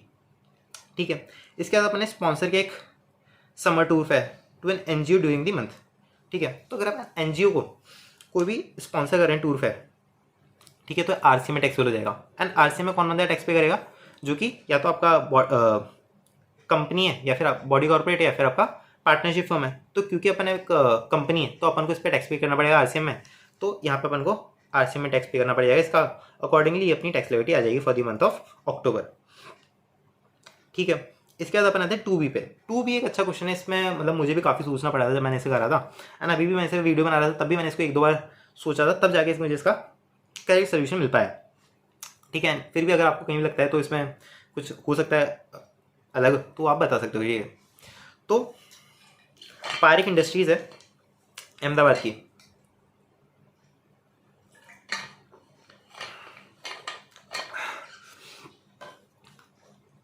पारिक इंडस्ट्रीज़ है अहमदाबाद की, वो मैन्युफैक्चर करती है इलेक्ट्रिक बाइसिकल्स। उसने 100 VIP tickets 5,000 rupees each final cricket match के परचेज किए ऑन 30 अक्टूबर। और कंपनी ने इन टिकट्स को डिस्ट्रीब्यूट किया। तो इसके रिगार्ड में अपन को टैक्सेबल सप्लाई की वैल्यू निकालनी है, ठीक है। तो यहाँ पे अपन ने क्या क्या डिस्ट्रीब्यूट किया, तो यहाँ पे अपन ने क्या क्या डिस्ट्रीब्यूट किया, पहले तो अपने 20 टिकट सप्लाई किए टू टॉप 5 क्लाइंट जो कि अपने अनरिलेटेड है। तो अगर अपन अनरिलेटेड पर्सन कोई भी सब चीज़ सप्लाई कर रहे हैं तो सप्लाई तभी हो सकती है उसमें कंसिडरेशन इन्वॉल्व हो, एंड यहाँ पे कोई कंसिडरेशन इन्वॉल्व ही नहीं है तो अपनी सप्लाई नहीं होगी। बेसिक कंडीशन सप्लाई को फुलफिल नहीं करता तो यहाँ पे अपनी कोई भी सप्लाई नहीं होने वाली, नील अपनी सप्लाई की वैल्यू हो जाएगी। इसके बाद अपन ने 2 टिकट्स ई सप्लाई की 15 डीलर्स को जो कि अगेन रिलेटेड नहीं थे, as a part of complimentary reimbursement scheme for achieving 50% more than their actual half yearly sales target. So इसकी पे सप्लाई भी निल होनी, सॉरी इसकी जो वैल्यू सप्लाई हुई भी आपकी निल होनी चाहिए। क्यों? क्योंकि अगेन यहाँ पे कंसिडरेशन इन्वॉल्व नहीं है, एंड क्योंकि अपने अनरिलेटेड पर्सन को सप्लाई किया है तो अपना सप्लाई नहीं होने वाला। इस पर मैंने डॉट क्यों लगाया, देखो इसमें क्या हुआ कि जब मैंने खुद एग्जाम दिया था तो मैंने इसको है ना, जब मैंने खुद एग्जाम दिया था तो मैंने इसको टैक्सेबल मान लिया था। इसको टैक्सेबल क्यों माना, मैंने सोचा जो इसमें नया वाला सर्कुलर था ना अपना IGST का, जिसमें अपन को बोला था कि अगर अपन पोस्ट सप्लाई डिस्काउंट देते हैं in relation to promotion scheme तो अपना IGST में टैक्सेबल हो जाता है। मैंने सोचा IC उस वाले पॉइंट को टारगेट कर रहा है, मैंने उस वाले पॉइंट के अकॉर्डिंग इसको टैक्सेबल करा दिया था। बट जिसको मैंने वापस देखा ना, तो अगर अपन वो वाला पॉइंट भी लगाते हैं इसमें तो भी अपनी इनवर्ड ही सप्लाई बनेगा, तो भी आउटवर्ड सप्लाई तो अपनी बन नहीं सकता, तो अकॉर्डिंगली अपना टैक्सेबल नहीं होगा, अकॉर्डिंगली अपना टैक्सेबल नहीं होने वाला। तो ठीक है, अगर इसमें कोई मेरी तरह एक्स्ट्रा दिमाग लगाया होगा तो इसको इसने टैक्सेबल करा दिया होगा, तो ठीक है। अब 1 मार्क्स इसका पानी में गया, उसका तो कुछ कर नहीं सकते, ठीक है। आई थिंक थोड़ा सा कुछ टेक्निकल लिस्ट था, बट ठीक है अपन यहाँ तक कर चुके थे सेकंड पॉइंट तक। इसके बाद अपन आते हैं थर्ड वाले पॉइंट। थर्ड वाले पॉइंट में क्या कहा है कि अपन ने 15 टिकट्स दिए मिस्टर सुरेंद्र को, जो अपना मार्केटिंग एग्जीक्यूटिव था। अब देखो अगर अपन किसी भी एम्प्लॉय को सर्विस प्रोवाइड कर रहे हैं तो एम्प्लॉय अपना रिलेटेड पार्टी हो जाता है, एंड क्योंकि वो रिलेटेड पार्टी होता है इससे शेड्यूल 1 में फॉलो कर जाता है, इवन विदाउट कंसिडरेशन अपन उसे सर्विस प्रोवाइड कर रहे हैं, ठीक है। अगर अपन कुछ भी उसे प्रोवाइड कर रहे हैं तो अपने शेड्यूल 1 में फॉलो कर जाएगा। एंड यहाँ पे जो वैल्यू ऑफ ट्रांजेक्शन है वो भी 50,000 रुपीज़ से ऊपर है, क्योंकि 50,000 रुपीज़ से एग्जाम्प्ट होता है। अगर 50,000 रुपीज़ से अपन ने विदाउट कंसिडरेशन भी सप्लाई कर दिया एम्प्लॉय को तो भी अपना एग्जाम्प्ट होता है। बट यहाँ पे जो कंसिडरेशन है अगर आप निकालोगे तो 75,000 रुपीज़ आ रही है, तो ये अपना टैक्सेबल हो जाएगा, ये अपना टैक्सेबल हो जाने वाला है, ठीक है। इसके बाद अपना 20 टिकट्स अपने मिस्टर पटेल को सप्लाई किए जो कि अपना एम्प्लॉय था, ठीक है, अकाउंटिंग एग्जीक्यूटिव था। बट यहाँ पे दे रखा है कि अपन ने as a part of employment contract supply करा है। अगर अपन एम्प्लॉयमेंट कॉन्ट्रैक्ट अगर किसी भी एम्प्लॉय कुछ भी सप्लाई कर रहे हैं तो अपना शेड्यूल 3 में फॉलो कर जाता है, शेड्यूल 3 में कुछ भी फॉलो कर जाता है तो अपना सप्लाई ही नहीं होता, तो अकॉर्डिंगली यहाँ पे अपना जो वैल्यू सप्लाई है वो निल हो जाएगा। उसके बाद अपन ने 15 टिकट सप्लाई किए टू 15 एम्प्लॉइज, ठीक है, एज अ परफॉर्मेंस रिवॉर्ड, ठीक है, and no other complimentary benefits provided till the date, ठीक है। तो यहाँ पे क्या हो जाता है, यहाँ पे अपन को कहीं भी नहीं दे रखा कि एम्प्लॉयमेंट कॉन्ट्रैक्ट का पार्ट है तो ये अपना शेड्यूल में फॉलो कर जाएगा, सप्लाई हो जाएगा। बट वहाँ पे मैंने आपको बताया कि 50,000 रुपीज़ तक जो ट्रांजेक्शन होता है वो एग्जाम्प्ट होता है। तो यहाँ पे अपन को बता रहेगा कि अपन 15 टिकट दिए 15 एम्प्लॉइज को, यानी कि 5,000 रुपये का टिकट है। उसके अलावा ये बता रहेगा कि अपन साल भर में और कुछ भी नहीं दिया एम्प्लॉइज को, तो ये अपने लिए टैक्सेबल ही नहीं होगा, ये अपने लिए अकॉर्डिंगली टैक्सेबल ही नहीं होगा।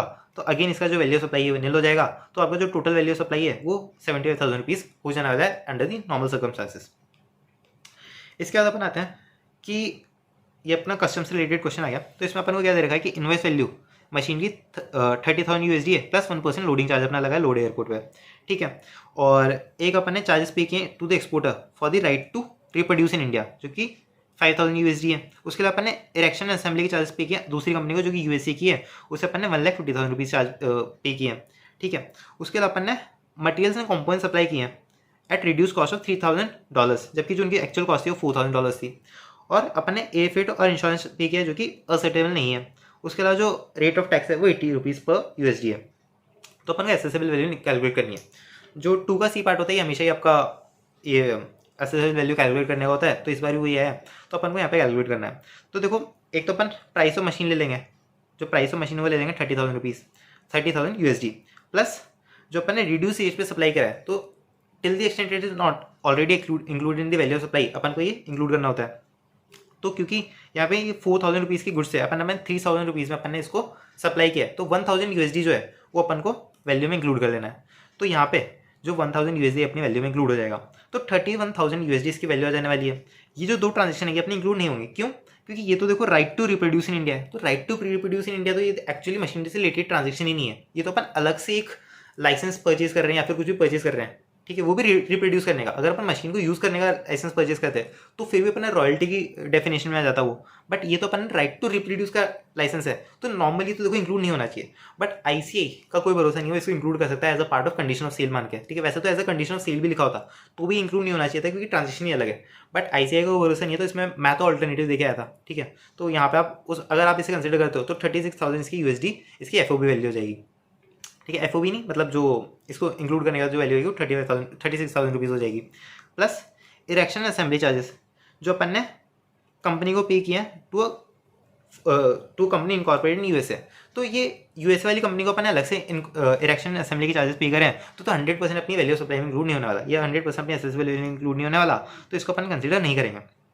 तो अकॉर्डिंगली अपनी जो एफओबी वैल्यू नहीं, एक्चुअली जो अपनी इन ट्रांजेक्शन को कंसिडर करने का जो वैल्यू आ जाएगी ये अपनी 31,000 रुपीज़ आ जाएगी, एंड अगर ऐसे ऑल्टरनेटिव कंसिडर करता है तो 36,000 रुपीज़ आ जाएगी।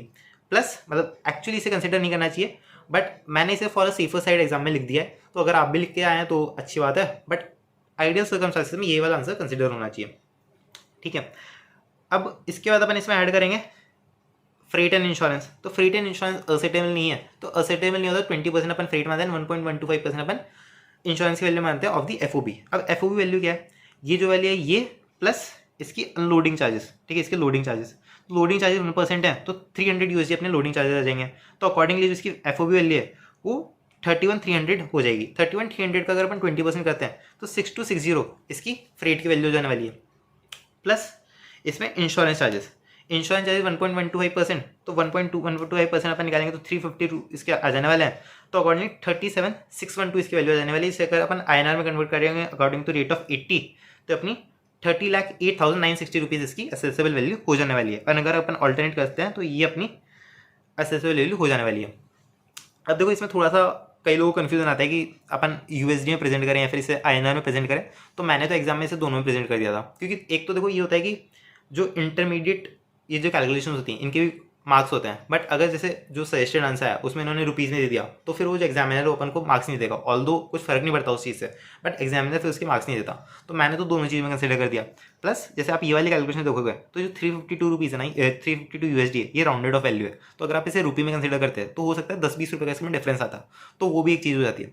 तो अकॉर्डिंगली मतलब मैंने तो उसे दोनों में कंसिडर करके आया, बट मेरे अकॉर्डिंग अगर अपन इसे एक ही अगर सोल्यूशन दे तो यूएसडी में अगर अपन प्रेजेंट करें तो बेटर है। इसे एंड में अपन जो INR में उसमें कन्वर्ट कर सकते हैं, क्योंकि कोई भी एडजस्टमेंट इसकी रुपीज़ में दे नहीं रखी थी, ठीक है। तो आगे चलते हैं, मतलब इजी क्वेश्चन था, थोड़ा सा एक कन्फ्यूजिंग पॉइंट ये वाला जरूर से दे रखा था, बाकी उसके अलावा तो ये ईजी क्वेश्चन था। इसके बाद अपन आगे चलते हैं। तो आगे जो अपने क्वेश्चन दे रखा है 3 है, इसमें अपन को टाइम ऑफ सप्लाई डिटरमाइन करनी है। तो टाइम ऑफ सप्लाई में पहला पॉइंट क्या बोलता है कि क्यूटिक्स प्राइवेट लिमिटेड जो कि रजिस्टर्ड इन द कर्नाटका, ठीक है, इसने रेजिडेंशियल हाउस लिया है first managing director on rent from mister Rathi जो कि रजिस्टर्ड है। तो अगर अपन कभी भी रेजिडेंशियल प्रॉपर्टी को रेंट पे लेते हैं तो भले रजिस्टर्ड पर्सन से या अनरजिस्टर्ड पर्सन से ले, वो अपनी आरसी में टैक्सेबल हो जाती है, ठीक है। तो आरसी में जो टाइम ऑफ सप्लाई क्या होती है, 61st day from the issue of invoice और date of making payment whichever is earlier, ठीक है, ये अपनी टाइम ऑफ सप्लाई हो जाती है। अगर अपन खुद इनवाइस इशू करते हैं तो date of issue of invoice को अपन कंसिडर करते हैं, बट यहाँ पे जो मिस्टर राठी है उसने इनवाइस इशू करी है तो अपन को 61st day from the 31st July consider करना है एक तो, plus date of making payment. अब डेट ऑफ मेकिंग पेमेंट क्या होगी, अपन ने पेमेंट तो किया 15 अक्टूबर को, लेकिन बुक्स में से रिकॉर्ड कर लिया 14 अक्टूबर को, तो विच एवर इज अर्लियर जो होती है वो अपनी डेट ऑफ मेकिंग पेमेंट होती है। तो 14 अक्टूबर अपनी डेट ऑफ मेकिंग पेमेंट हो जाएगी, एंड 14 अक्टूबर को अपन को कंपेयर करना है 61st day from the 31st July. 61st day from the 31st जुलाई आप कैलकुलेट करोगे तो ये आपका 30th सितंबर आएगा, विच एवर इज अर्लियर, यानी 30th सितंबर अपना अर्लियर हो जाएगा, तो 30th सितंबर इसकी वैल्यू सप्लाई हो जाने वाली है। तो ये काफ़ी ईजी क्वेश्चन था अपना। इसके बाद अपन आते हैं इसके सेकंड नंबर पॉइंट पे। Second number point I think ये वाला जो पॉइंट है ये अपना मई एग्जाम में पूछा था, मई या नवंबर कुछ तो एग्जाम में पूछा था, ये इसको वापस से पूछा है इन्होंने, ठीक है। तो इसमें क्या बता रहा है कि जीवा टेलीकॉम है जिसने टेलीकॉम ऑपरेटर है, ठीक है, इसने स्पेक्ट्रम की सर्विस ली है from the government of India, और ये पीरियोडिक पेमेंट करती है 12 मंथ्स के 12 इंस्टॉलमेंट्स में, एंड जो करंट मंथ की इंस्टॉलमेंट 28 अक्टूबर को ड्यू थी और इसने 19 अक्टूबर को इसको पे कर दिया। तो अब यहाँ पे क्या होगा, तो अगर आप सर्कुलर को देखोगे तो उसमें सिंपली इतना बोल रखा है कि अगर अपन गवर्नमेंट को स्पेक्ट्रम से रिलेटेड कोई भी पेमेंट करते हैं तो एक तो आरसी में टैक्सेबल होता है, दूसरा ये अपना कंटिन्यूस सप्लाई और सर्विस वाला केस होता है। और यहाँ पे टाइम ऑफ सप्लाई अपनी क्या होती है, एक्चुअल डेट ऑफ पेमेंट और due date of payment whichever is earlier. तो यहाँ पर अगर अपन एक्चुअल डेट देखेंगे तो 19 अक्टूबर है, और ड्यू डेट देखेंगे तो 20 अक्टूबर है, विच एवर इज अर्लियर, यानी कि 19 अक्टूबर जो अपनी टाइम ऑफ सप्लाई हो जाने वाली है। इसके बाद अपन आते हैं इसके बी पार्ट में अपन को 2 ट्रांजेक्शन दे रखे हैं एंड यहाँ पे अपन को बोल रखा है जो कंसल्टेंट है वो जो एडवाइस दे रहा है वो करेक्ट है कि नहीं वो अपन को बतानी है। ठीक है, तो क्या क्या है, एक तो ये कि ब्लू बैंक लिमिटेड है, उसने टर्म लोन दिया है टू स्काई पावर्स। ठीक है, स्काई पावर्स ने कुछ इंस्टॉलमेंट मिस कर दी तो उस पर पीनल चार्जेस लग गए। तो क्या ये पीनल जो चार्जेस हैं इन पे जीएसटी एप्लीकेबल होगा? तो यहाँ पे सिंपल सी बात आ जाती है कि अगर अपन कोई भी पीनल चार्जेस वगैरह पे कर रहे हैं ना, तो शेड्यूल 2 का जो पॉइंट होता है, agreeing to do an act, not to do an act, refrain from an act and obligation and tolerating an act, उस वाले डेफिनेशन में फॉलो कर जाता है। तो अकॉर्डिंगली सप्लाई तो हो जाता है, बट इसकी वैल्यू मतलब इसको टैक्सेबिलिटी किस तरीके से आती है? इसकी टैक्सेबिलिटी आती है जो इसकी प्रिंसिपल सप्लाई होती है उसके साथ ही कॉम्पोज सप्लाई होता है। तो इसकी जो प्रिंसिपल सप्लाई है वो क्या है? Interest payment. अब क्योंकि इंटरेस्ट पेमेंट एग्जेम्प्ट होता है तो ये जो पीनल चार्जेस होते हैं ये भी आपके एग्जेम्प्ट हो जाते हैं, एंड क्योंकि एग्जेम्प्ट हो गए तो ये नॉट लायबल टू जीएसटी होने वाले आपके। इसके बाद आगे चलते हैं। इसके बाद बताया कि हाईवे करके एक ई कॉमर्स ऑपरेटर है जो कि काफ़ी सारी सर्विस देता है जो कि liable to tax under section 95 है। ठीक है, 95 में ये टैक्सेबल है। अब कंसल्टेंट क्या बोल रहा है कि जो 95 की लायबिलिटी है इसे अपन आईटीसी यूटिलाइज करके पे कर सकते हैं, बट उसके लिए अपन को आईटीसी को रिवर्स करना पड़ेगा प्रोपोर्शनेटली। तो क्या कंसल्टेंट सही बोल रहा है? तो देखो, अगर कोई भी ई कॉमर्स ऑपरेटर है तो अगर कोई भी 95 की सर्विस देता है ना तो उसमें उसको मैंडेटरीली कैश में पेमेंट करना पड़ता है। जो आईटीसी होता है उसका पेमेंट अपन सिर्फ आउटपुट सप्लाई के लिए पे कर सकते हैं, एंड जो 95 की अपनी सर्विस होती हैं वो अपनी आउटपुट सप्लाई नहीं होती। तो वहाँ पे अपन जो ई क्रेडिट लेजर है उसका यूटिलाइज करके अपन उसका पेमेंट नहीं कर सकते। तो यहाँ पे अपन को मैंडेटरीली कैश में पेमेंट करना पड़ेगा। यहाँ पे अपन को मैंडेटरीली कैश में पेमेंट करना पड़ेगा। और उसके अलावा अपन को क्या आईटीसी रिवर्स करने की जरूरत है? तो यहाँ पे अपन को आईटीसी रिवर्स करने की रिक्वायरमेंट नहीं है। तो यहाँ पे अपना no need of reversal of ITC. तो यहाँ पे अपन को 2 पॉइंट बता दें, एक तो अपना कैश में पेमेंट होगा, दूसरा अपन को आईटीसी रिवर्स करने की रिक्वायरमेंट नहीं है।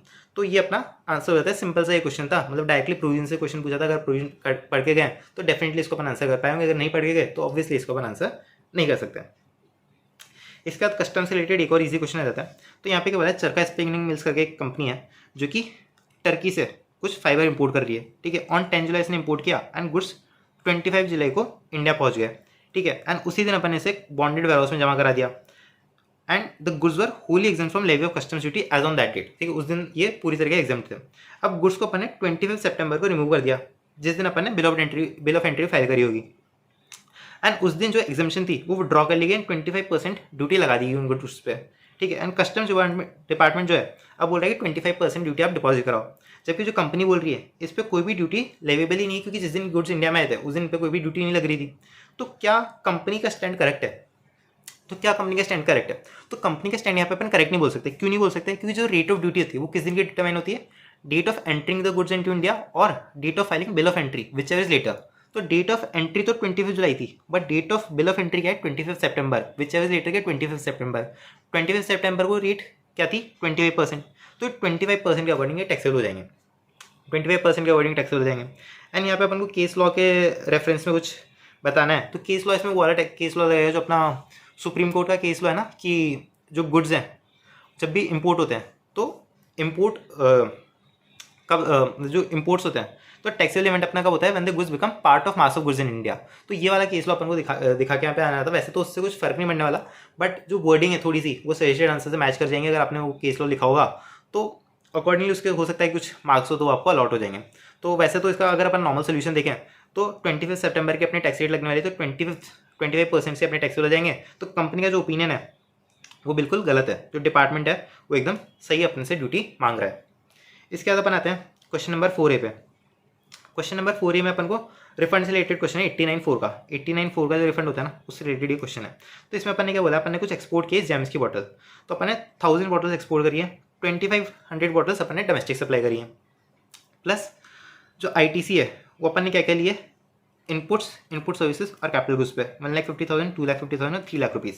तो अगर अपन 89.4 में जब अपन रिफंड की कैलकुलेशन करते हैं तो अपन कैपिटल गुड्स की आईटीसी को इग्नोर करते हुए चलते हैं। तो यहाँ पे अपन को सिर्फ इनपुट्स और इनपुट सर्विस की आईटीसी को देखनी है। तो 1,50,000 रुपीज़ और 2,50,000 रुपीज़, यानी कि 4 लाख रुपीज़ की अपन को आईटीसी कंसिडर करनी है। Turnover of zero rated supply क्या होगा? टर्नओवर जीरो रेटेड सप्लाई अपना हो जाता है जो अपनी इनवॉइस वैल्यू या तो वो या फिर असेसेबल वैल्यू या 1.5 times of the value of goods supplied in India. ठीक है, डोमेस्टिकली जो अपन सप्लाई कर रहे हैं तो विच एवर लोअर जो होता है वो अपना वैल्यू ऑफ सप्लाई हो जाता है। तो अगर अपन यहाँ पे पढ़ेंगे आगे तो rate of fruit jam for domestic supply 120 rupees पर बॉटल है इंडिया में, एंड फॉर एक्सपोर्ट 200 रुपीज़ पर बॉटल है। Rate of tax 18% per annum है, सॉरी 18% पर है, और जो LUT है वो अपन ने फाइल कर दी थी।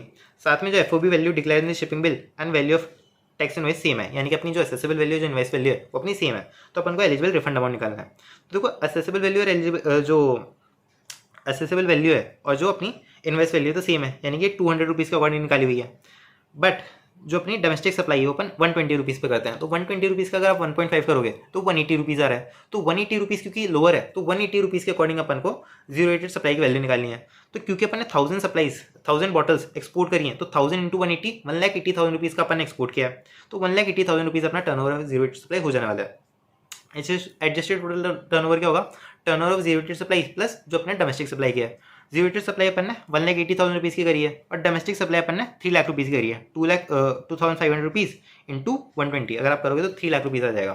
तो 180 प्लस 3 लाख तो आपका 4,80,000 रुपीज़ का आपका टोटल टर्नओवर आ गया। तो अगर आप इसे फॉर्मूला में डालोगे तो ये आपका 1,50,000 रुपीज़ का आपका रिफंड कैलकुलेट होके आ जाएगा।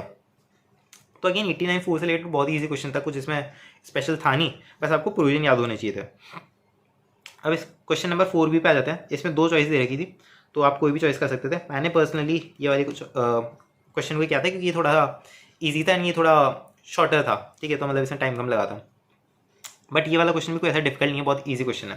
तो यहाँ पे क्या बताया, ट्विंकल टॉयज लिमिटेड है जो कि registered under GST in the state of Gujarat. इसने part A of e-way bill file किया 20 अक्टूबर 2025 को 15:30 आवर्स पे टू मैसेज जूम रोडवेज, ठीक है। गुड्स हैप्पी टॉयज को डिलीवर होने वाले हैं जो कि 610 किलोमीटर दूर अपने से लोकेटेड है। ट्रांसपोर्ट हुए थे goods under the XY vehicle number. And जो part B of e-way bill है वो अपने 24 अक्टूबर 2025 को 10:30 आवर्स पे फाइल कर दिया था, ठीक है। नॉर्मल क्वेश्चन यहाँ तक। इसके बाद गुड्स क्या हुआ, ट्रांसपोर्ट नहीं हो पाया क्योंकि एक सडन स्ट्राइक होगी जो कि मिडनाइट ऑफ 26 अक्टूबर 2025 तक चली, यानी 26 अक्टूबर तक आपकी एक स्ट्राइक चल रही थी जिसकी वजह से ट्रांसपोर्ट नहीं हो पाए गुड्स। अब ट्रांसपोर्टर ने क्या बोला कि जिस दिन स्ट्राइक एंड हुई मैं तो उसी दिन सप्लाई करूँगा गुड्स को, यानी कि 26 अक्टूबर के मिडनाइट को गुड्स लेकर चल दिया along with the e-way bill already generated. पुराना ई-वे बिल लेके वो चल दिया और जो गुड्स लेके गया वो उस वाले व्हीकल में लेके गया जिसका जो नंबर था वो ABCD था और जो पहले अपन ने ई-वे बिल में लिखा था वो XY था।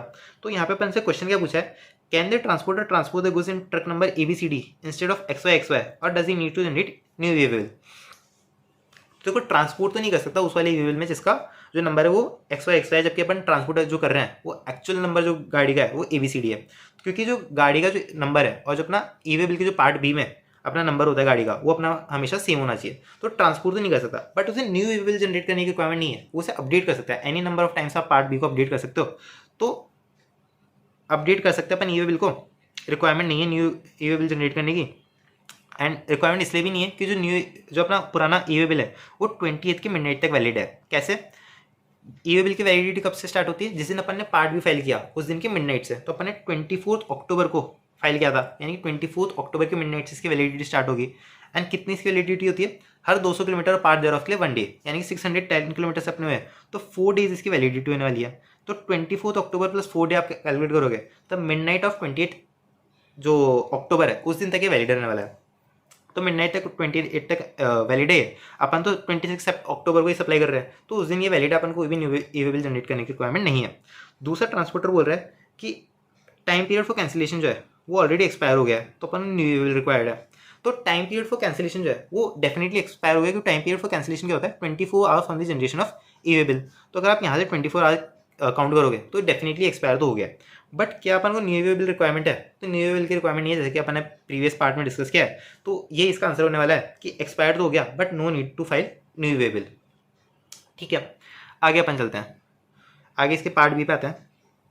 पार्ट बी में अपन को क्या दे रखा है कि मन्यूर एंटरप्राइज करके एक एंटिटी है जो कि नागपुर में रजिस्टर्ड है। ये जॉब वर्क के लिए सामान बेचती है, तो कैचिम एंटरप्राइज जो कि इम्फाल में लोकेटेड है। एग्रीगेट टर्नओवर मन्यूर एंटरप्राइज का प्रीवियस ईयर के लिए 7.5 करोड़ रुपीज़ था। अपन से डायरेक्टली 3 क्वेश्चन पूछे हैं। एक तो पूछा कि फॉर्म ITC 04 कब तक अपन को फाइल करना होता है। तो फॉर्म ITC 04 अगर अपना जो प्रिंसिपल का टर्नओवर है वो 5 करोड़ रुपये से एक्सीड कर जाता है तो अपन को हाफ ईयरली फाइल करना होता है। एक तो अपना जो फर्स्ट जो अपना हाफ ईयर होता है उसके लिए तो 25 अक्टूबर को अपन को फाइल करना होता है, और जो सेकंड हाफ ईयर होता है उसके लिए अपन को 25 अप्रैल of the next financial year तक अपन को फाइल करना होता है। तो ये इसका आंसर हो जाने वाला है। दूसरा, who is required to generate e way bill. तो ई-वे बिल आपका किसको जनरेट करना है, जो एंटिटी जो आपका रजिस्टर्ड प्रिंसिपल होता है उसी को अपना ई-वे बिल जनरेट करना होता है। तो यहाँ पे क्योंकि मन्यूर एंटरप्राइजेस अपना रजिस्टर्ड प्रिंसिपल है तो मन्यूर एंटरप्राइजेस को अपना जो ई-वे बिल है वो जनरेट करना पड़ेगा। इसके बाद दे रखा है कि जो कैचिम एंटरप्राइजेस है क्या उसे रजिस्ट्रेशन लेने की रिक्वायरमेंट है, क्योंकि उसका जो एग्रीड टर्नओवर 9 लाख रुपीज़ है। तो देखो अगर अपन देखेंगे इस क्वेश्चन को, तो केचम एंटरप्राइज जो है वो सेक्शन नंबर 24 के किसी भी मैंडेटरी जो आपका मैंडेटरी रजिस्ट्रेशन वाला पॉइंट है उसमें कहीं भी फॉलो नहीं करती। दूसरा, टर्नओवर की लिमिट सेक्शन 22 में क्या दे रखी है, 10 लाख रुपीज़ फॉर मणिपुर है। तो यहाँ पे क्योंकि अपना टर्नओवर 9 लाख रुपीज़ ही था, तो यहाँ पे अपन को कहीं भी रजिस्ट्रेशन करने की रिक्वायरमेंट नहीं है, तो कोई भी अपन को रजिस्ट्रेशन करने की रिक्वायरमेंट नहीं है। बहुत ईजी क्वेश्चन था ये वाला। इसके बाद 4C पे आते हैं, ये भी अगेन एक डायरेक्ट क्वेश्चन, बहुत ईजी क्वेश्चन है। तो यहाँ पे क्या बोल रहा है, कियान लिमिटेड एक एंटिटी है जिसने कि इंपोर्ट करी थी मशीन, और जो प्रोविजनल फाइनल असेसमेंट है वो हुआ ट्रांजेक्शन का प्रोविजनल फाइनल असेसमेंट हुआ। अब उसकी डिटेल दे रखी है। तो जो प्रोविजनल असेसमेंट है वो आपका 31 जुलाई को कंप्लीट हुआ, जो फाइनल रीअसेसमेंट है वो 30 सितंबर को कंप्लीट हुआ। ड्यूटी 4 लाख रुपीज़ की डिमांड की गई एंड डेट ऑफ पेमेंट क्या था, 10 अक्टूबर। अपन को बताना है कि इसका इंटरेस्ट क्या हुआ, अपन को इसका इंटरेस्ट बताना है। तो इंटरेस्ट प्रोविजनल असेसमेंट में कितना पेएबल होता है, तो from the first day of the provisional assessment till the date of payment of tax.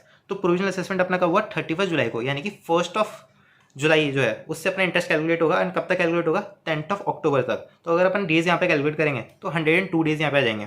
तो 102 divide by 365 into 4 lakh rupees into 15% पर आना अपनी रेट होती है इसकी यहाँ पे, तो 16,767 रुपीज़ अपना यहाँ पे इंटरेस्ट कैलकुलेट हो जाने वाला है। तो अगेन ये बहुत ही ईजी क्वेश्चन था।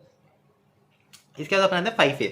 तो अगर आप पिछले 2-3 अटेम्प्ट से देखोगे ना, तो जो ये अपने ऑफेंसेस वाला जो चैप्टर है इसके क्वेश्चन हमेशा से थोड़े से ट्रिकी आते हैं। मतलब हमेशा से ऐसे क्वेश्चन आते हैं कि एक बार आपको सोचना पड़ेगा। इस बार भी वैसा ही क्वेश्चन था, ऑल्दो बहुत ज़्यादा ट्रिकी नहीं था। जैसे पिछली बार का तो मतलब काफ़ी सही क्वेश्चन था, तो वैसा तो नहीं था, बट अच्छा क्वेश्चन फिर भी मैं कहूँगा, मतलब एक बार आपको सोचना पड़ेगा। तो यहाँ पे क्या है, मिस्टर राजा राम है, इसने टैक्स इनवॉइस इशू की मिस्टर बलराम को without any actual supply of goods and services, okay, involving ITC of 60 lakh rupees on 5 October 2025। And mister Balram ने अवेल कर लिया इस ITC को, मिस्टर बलराम ने अवेल कर लिया इस ITC को। मिस्टर बलराम ने फर्दर इशू करी tax invoice to mister Leelaram with total ITC amounting to 70 lakh rupees without actual supply of goods and services on the same day. ठीक है, तो यहाँ पे आपको ट्रांजेक्शन दे रखे हैं। एक तो अपन ने without actual receipt of goods and service अपने ITC अवेल कर ली, क्योंकि अपन को मिस्टर बलराम के रिस्पेक्ट में पूछा है, ठीक है क्वेश्चन। तो मिस्टर बलराम ने एक तो without receipt of goods and services एक तो ITC अवेल कर ली, और दूसरा उसने इनवॉइस इशू कर दी without further supply of goods and services. तो यहाँ पे अपनी पेनल्टी कितनी होगी, तो यहाँ पे अपने दोनों ही ट्रांजेक्शन में सेक्शन 122(1) लग जाएगा। एंड सेक्शन 122(1) की पेनल्टी क्या होती है, अमाउंट ऑफ टैक्स और 20,000 rupees whichever is higher. ठीक है, मैं IGST की पेनल्टी बता रहा हूँ। वैसे तो इसमें लिखा है कि CGST IGST अपन को IGST में बाइफरकेट करना है, बट अगर आप क्वेश्चन पढ़ोगे तो यहाँ पे CGST IGST का कोई भी आपको रिलेवेंट डेटा नहीं दे रखा बाइफरकेट करने के लिए। तो अकॉर्डिंगली आप अपने अकॉर्डिंग अज्यूम कर सकते हो। मैंने तो दोनों आंसर इसमें लिखाए थे कि CGST आप अज्यूम करते हो तो ये आंसर होगा, IGST अज्यूम करते हो ये आंसर होगा। बट मेरे हिसाब से कुछ भी आप अज्यूम करते हो तो वो सही होना चाहिए, क्योंकि यहाँ पे कुछ लिखा नहीं है, कहीं भी डिटेल नहीं दे रखी कि आपका CGST का ट्रांजेक्शन है IGST का ट्रांजेक्शन है।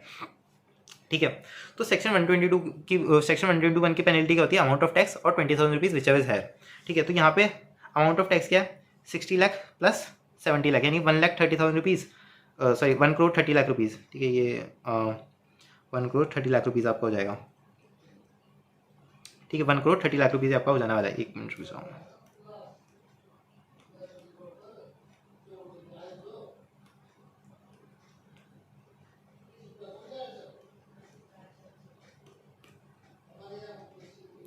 1.30 CR। ठीक है, 1.30 CR, 1.30 CR और 20,000 रुपीज़ विच एवर है, तो यानी कि 1.30 CR की आपकी पेनल्टी हो जाने वाली है।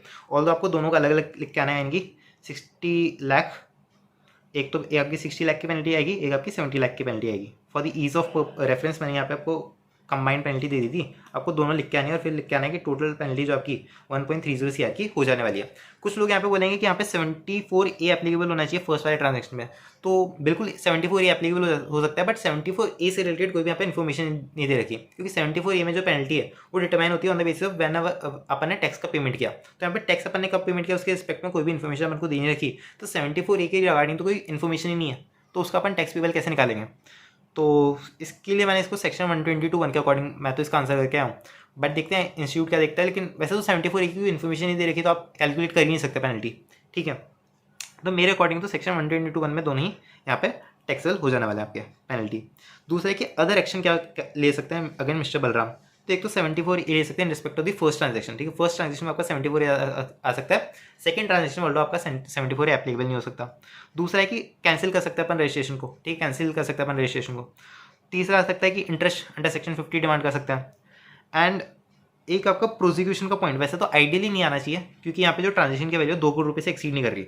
एंड जो अपना बट जो आपका एक ट्रांजेक्शन होता है issue of invoice without supply of goods and services, वहाँ पे आपकी 1 करोड़ रुपीज़ की वैल्यू होती है। बट अगर वो भी अपन देखें तो 75 लाख रुपीज़ हो रहा है। बट अगर इंस्टीट्यूट इन दोनों कंबाइन कर देता है तो फिर 1.30 करोड़ रुपीज़ की वैल्यू हो जाती है। ऑल्दो इसे कंबाइन नहीं करना चाहिए, बट अगर फिर भी कंबाइन कर देता है तो फिर वहाँ पे इसका प्रोसिक्यूशन हो सकता है, ठीक है। तो वहाँ पे उसका प्रोसिक्यूशन हो सकता है, तो उस केस में अपन यहाँ पे प्रोसिक्यूशन लिख सकते हैं। अदरवाइज नॉर्मली इसमें प्रोसिक्यूशन नहीं होना चाहिए आपका, ठीक है। तो मैं तो इसको प्रोसिक्यूशन भी लिख के आ गया था, बट एक्चुअली इसमें नहीं होना चाहिए प्रोसिक्यूशन भी, ठीक है। तो ये 4 चीज़ें हो सकती हैं। इसके अलावा तो मुझे कुछ ध्यान नहीं आ रहा है कि अगर पेनल्टी लगा रहे हैं तो अदर एक्शन क्या ले सकते हैं। अगर आपको याद हो तो आप बता सकते हो कमेंट सेक्शन में, ठीक है। दूसरा है कि minimum maximum amount of compounding क्या होगा। तो कंपाउंडिंग इधर हो ही नहीं सकती। देखो पहली बात तो यहाँ पे प्रोसिक्यूशन ही नहीं होने वाला, तो यहाँ पे कंपाउंडिंग होनी नहीं चाहिए। बट अगर फिर भी जो एक मैंने ऑल्टरनेटिव व्यू बताया आपको, वो अगर इंस्टीट्यूट कंसिडर करता है तो भी उस केस में कंपाउंडिंग नहीं होगी। क्यों? क्योंकि जो issue of invest without supply होता है, issue of invest without transport goods होता है, उस केस में कंपाउंडिंग अलाउड ही नहीं होती। तो चाहे कुछ भी एज्यूम कर लो, इस केस में कंपाउंडिंग हो ही नहीं सकती। तो क्योंकि कंपाउंडिंग नहीं हो सकती तो यहाँ पे कोई भी कंपाउंडिंग चार्ज आपके निकलने नहीं वाले, तो नो कंपाउंडिंग पॉसिबल। यहाँ पे ये आपका आंसर हो जाने वाला है। इसके बाद अपन आते हैं इसके बी पार्ट पे। बी पार्ट इसका अगेन एक इजी क्वेश्चन था। यहाँ पे क्या पूछा कि शिवम टूल्स लिमिटेड करके एक एंटिटी है जो कि अपील फाइल कर रही है before the first appellate authority against the order under section 74A, ठीक है। एंड इसका जो ऑथराइज रिप्रेजेंटेटिव है वो कुछ डिटेल्स प्रोवाइड कर रहा है। एक तो ये बोल रहा है कि जो एविडेंस उसने सबमिट करे उसमें एक बैंक स्टेटमेंट थी, लेकिन वो बैंक स्टेटमेंट को सबमिट करना ही भूल गया। एंड जो बैंक स्टेटमेंट थी उसमें उसका कंप्लीट एविडेंस लाया करता था, ठीक है। एक तो ये बोला है। दूसरा बोला है कि जो आपका अपेलेट अथॉरिटी है इसने कुछ सर्टिफिकेट मंगाए थे, लेकिन सप्लायर जो है इस सर्टिफिकेट को सबमिट नहीं कर पाया। क्यों? क्योंकि वो हॉस्पिटलाइज था 2 वीक्स के लिए, तो इसलिए वो इस एविडेंस को सबमिट नहीं कर पाया। अब जो अपेलेट अथॉरिटी थी उसने क्या किया, डिसमिस कर दिया अपील को। एंड अपील डिसाइड एंड जो अपेलेंट है वो बोलता है कि मैम इनका जो अपेलेट ट्रिब्यूनल है वहाँ पे इस अपील को अप्रोच करूँगा। तो एडवाइस करना है कि क्या जो एडिशनल एविडेंसेस हैं ये ट्रिब्यूनल में क्या एडमिट हो सकते हैं। तो देखो नॉर्मली तो अपने एडिशनल एविडेंसेस ट्रिब्यूनल में एडमिट नहीं हो सकते, बट यहाँ पे 3 चीज़ें होती हैं। अगर अपन with recording reasons in writing, अगर अपना जो with recording reasons in writing, और जो अपने जो एविडेंस जो अपन प्रोड्यूस नहीं कर पाए थे बिकॉज ऑफ दीज 3 रीजंस, तो फिर अपन उसे एडिशनली प्रेजेंट कर सकते हैं बिफोर द ट्रिब्यूनल। तो 3 रीजंस क्या क्या होते हैं। पहला तो जो अपेलेट अथॉरिटी है that refuse to admit the evidence which should have been admitted, या फिर उसने जो असेसी था that was prevented by sufficient cause to produce evidence which were called for, ठीक है। या फिर जो appellate authority pass the order without giving sufficient opportunity to produce the evidence, ठीक है। तो अगर अपन 3 केसेस यहाँ पे देख, पहले तो अपन को ये तीनों केसेस लिख के आ जाना है। उसके अलावा अपन को यहाँ पे देखना दोनों कंडीशन क्या, जो दोनों अपने ट्रांजेक्शन दे रखे हैं क्या वो इन कंडीशन में फॉलो करते हैं। तो पहला तो अपन को दे रखा है कि बैंक अकाउंट स्टेटमेंट अपन सबमिट करना भूल गए। तो बैंक अकाउंट सबमिट अगर स्टेटमेंट अपन सबमिट करना ही भूल जाते हैं तो ये अपना सफिशिएंट कॉज नहीं हो सकता, ठीक है। ये अपना सफिशिएंट कॉज नहीं हो सकता, तो इस केस में तो भैया आपका जो एडिशनल एविडेंस है वो एडमिटेड नहीं हो सकता। दूसरा आपका ट्रांजेक्शन क्या है कि अपन हॉस्पिटलाइज थे एंड इसलिए अपन जो एडिशनल एविडेंस है वो सबमिट नहीं कर पाए, तो ये आपका सफिशिएंट रीजन हो जाता है। ये आपका सफिशिएंट रीजन हो जाता है। इस केस में जो आपका एडिशनल एविडेंस है वो एडमिट किया जा सकता है बाय दी ट्रिब्यूनल, ठीक है।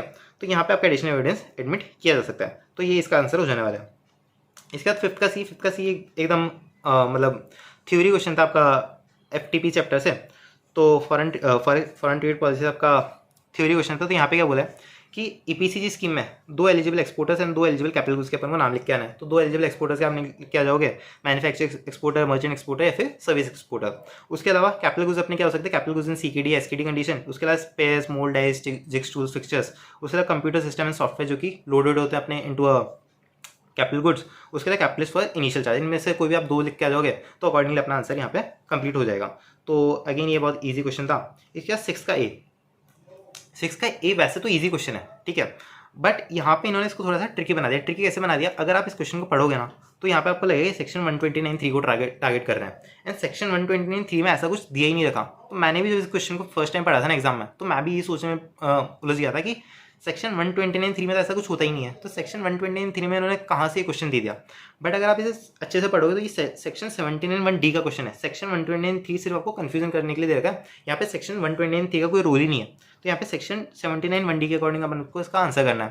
एंड इसको आंसर भी सिर्फ वही पर्सन कर पाया होगा जिसको सेक्शन 79 1D पता है कि क्या होता है, या फिर जिसको ऐसे याद है कि सेक्शन 78 डिमांड का होता है एंड सेक्शन 80 आपका जो इंस्टॉलमेंट पेमेंट का होता है। तो सेक्शन 79D अगर बीच में कहीं कुछ पड़ा हुआ है तो अपन को क्या लिख के आना है। तो अगर कुछ किसी ने इस तरीके से रिकॉल कर लिया तो या तो वो आंसर कर पाया होगा, या फिर जिसको सेक्शन 79 भी अच्छे से आता है वो ऐसा आंसर कर पाया होगा। अदरवाइज कोई से आंसर नहीं कर पाएगा कि एक तो इन्होंने सेक्शन 123 का ऐसा क्वेश्चन दिखा दिया कि ये सेक्शन 123 का क्वेश्चन है, दूसरी बात इसमें कुछ भी इन्होंने लिखा नहीं है, बस आपको सेक्शन 79 1D दे रखा है। तो अगर वो अपन को पता है तो ही अपन इस क्वेश्चन को आंसर कर सकते हैं। तो सेक्शन 79 1D क्या बोलता है कि अगर अपन कभी इमेल प्रॉपर्टी को जो डिपार्टमेंट में सेल कर देता है एसएससी की for the purpose of recovery और डिमांड, ठीक है, तो जो उससे प्रोसीड अपन को रिसीव होगी उसको अपन को क्या करना है। तो पहले तो उसको अपन को जो एडमिनिस्ट्रेटिव कॉस्ट ऑफ रिकवरी है उसके अगेंस्ट में एडजस्ट करना है। उसके बाद अपन को उसका पेनल्टी के अगेंस्ट में एडजस्ट करना है। उसके बाद अगर कोई टैक्स ड्यू है तो उससे एडजस्ट कर लेना है। उसके बाद भी अगर कुछ बच जाता है तो उसे एसएससी की ई क्रेडिट लेजर में अपन को पेमेंट कर देना है। एंड अगर एसएससी रजिस्टर्ड नहीं है तो उसके बैंक अकाउंट में अपन को उसका पेमेंट कर देना है, ठीक है। लेकिन अगर अपने पास उसका बैंक अकाउंट की डिटेल भी नहीं है तो फिर अपन किसी फंड में उसे पेमेंट कर सकते हैं, उसका फंड में अपन पेमेंट कर सकते हैं। वैसे तो ये इजी क्वेश्चन था, बट क्योंकि ये इस तरीके से पूछ लिया गया तो इसलिए थोड़ा सा टिपिकल यहाँ पे हो गया था। इसके बाद आपको दे रखा है कि अपन को रीजन बताना है जिसके लिए जो टैक्सेबल पर्सन है वो प्रोविजनल असेसमेंट में जा सकता है जीएसटी में, and time period by which the proper officer has to pass the provisional assessment order and the final assessment order as per the section 60 of the CGST act 2017। तो अपन provisional assessment कब जा सकते हैं। एक तो या तो अपन value of goods and services determine नहीं कर पा रहे, या फिर अगर अपन रेट ऑफ टैक्स डिटरमाइन नहीं कर पा रहे तो अपन प्रोविजनल असेसमेंट में जा सकते हैं, यानी कि वैल्यू और रेट ऑफ टैक्स। प्लस जो प्रोविजनल असेसमेंट का ऑर्डर वो कितने दिन में देना होता है, 90 डेज आपको टाइम लिमिट दे रखी है, तो 90 डेज में आपको प्रोविजनल असेसमेंट का ऑर्डर देना होता है। एंड फाइनल असेसमेंट का ऑर्डर कब आता है, वैसे नॉर्मली 6 मंथ्स के जो नॉर्मली होता है वो 6 मंथ्स के अंदर आपको प्रोविजनल असेसमेंट का ऑर्डर पास करना होता है। बट जो जॉइंट कमिश्नर जो एडिशनल कमिश्नर है वो फर्दर इसे 6 मंथ्स के लिए एक्सटेंड कर सकता है, और उसके अलावा जो कमिश्नर होता है वो फर्दर इसे 4 ईयर्स के लिए एक्सटेंड कर सकता है। तो ये इसका आंसर हो जाने वाला है।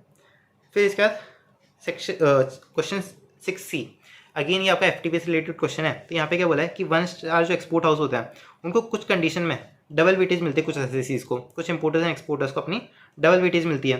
तो कौन कौन सी कैटेगरीज ऑफ यूनिट्स या फिर एक्सपोर्टर्स हैं जिनको डबल वेटेज मिलती है। तो डबल वेटेज आपको सिंपली बता देना कि एक तो नॉर्थ ईस्टर्न स्टेट्स या फिर लद्दाख, जम्मू कश्मीर, इनमें जो रजिस्टर्ड एंटिटीज होती हैं इनको डबल वेटेज मिलती है।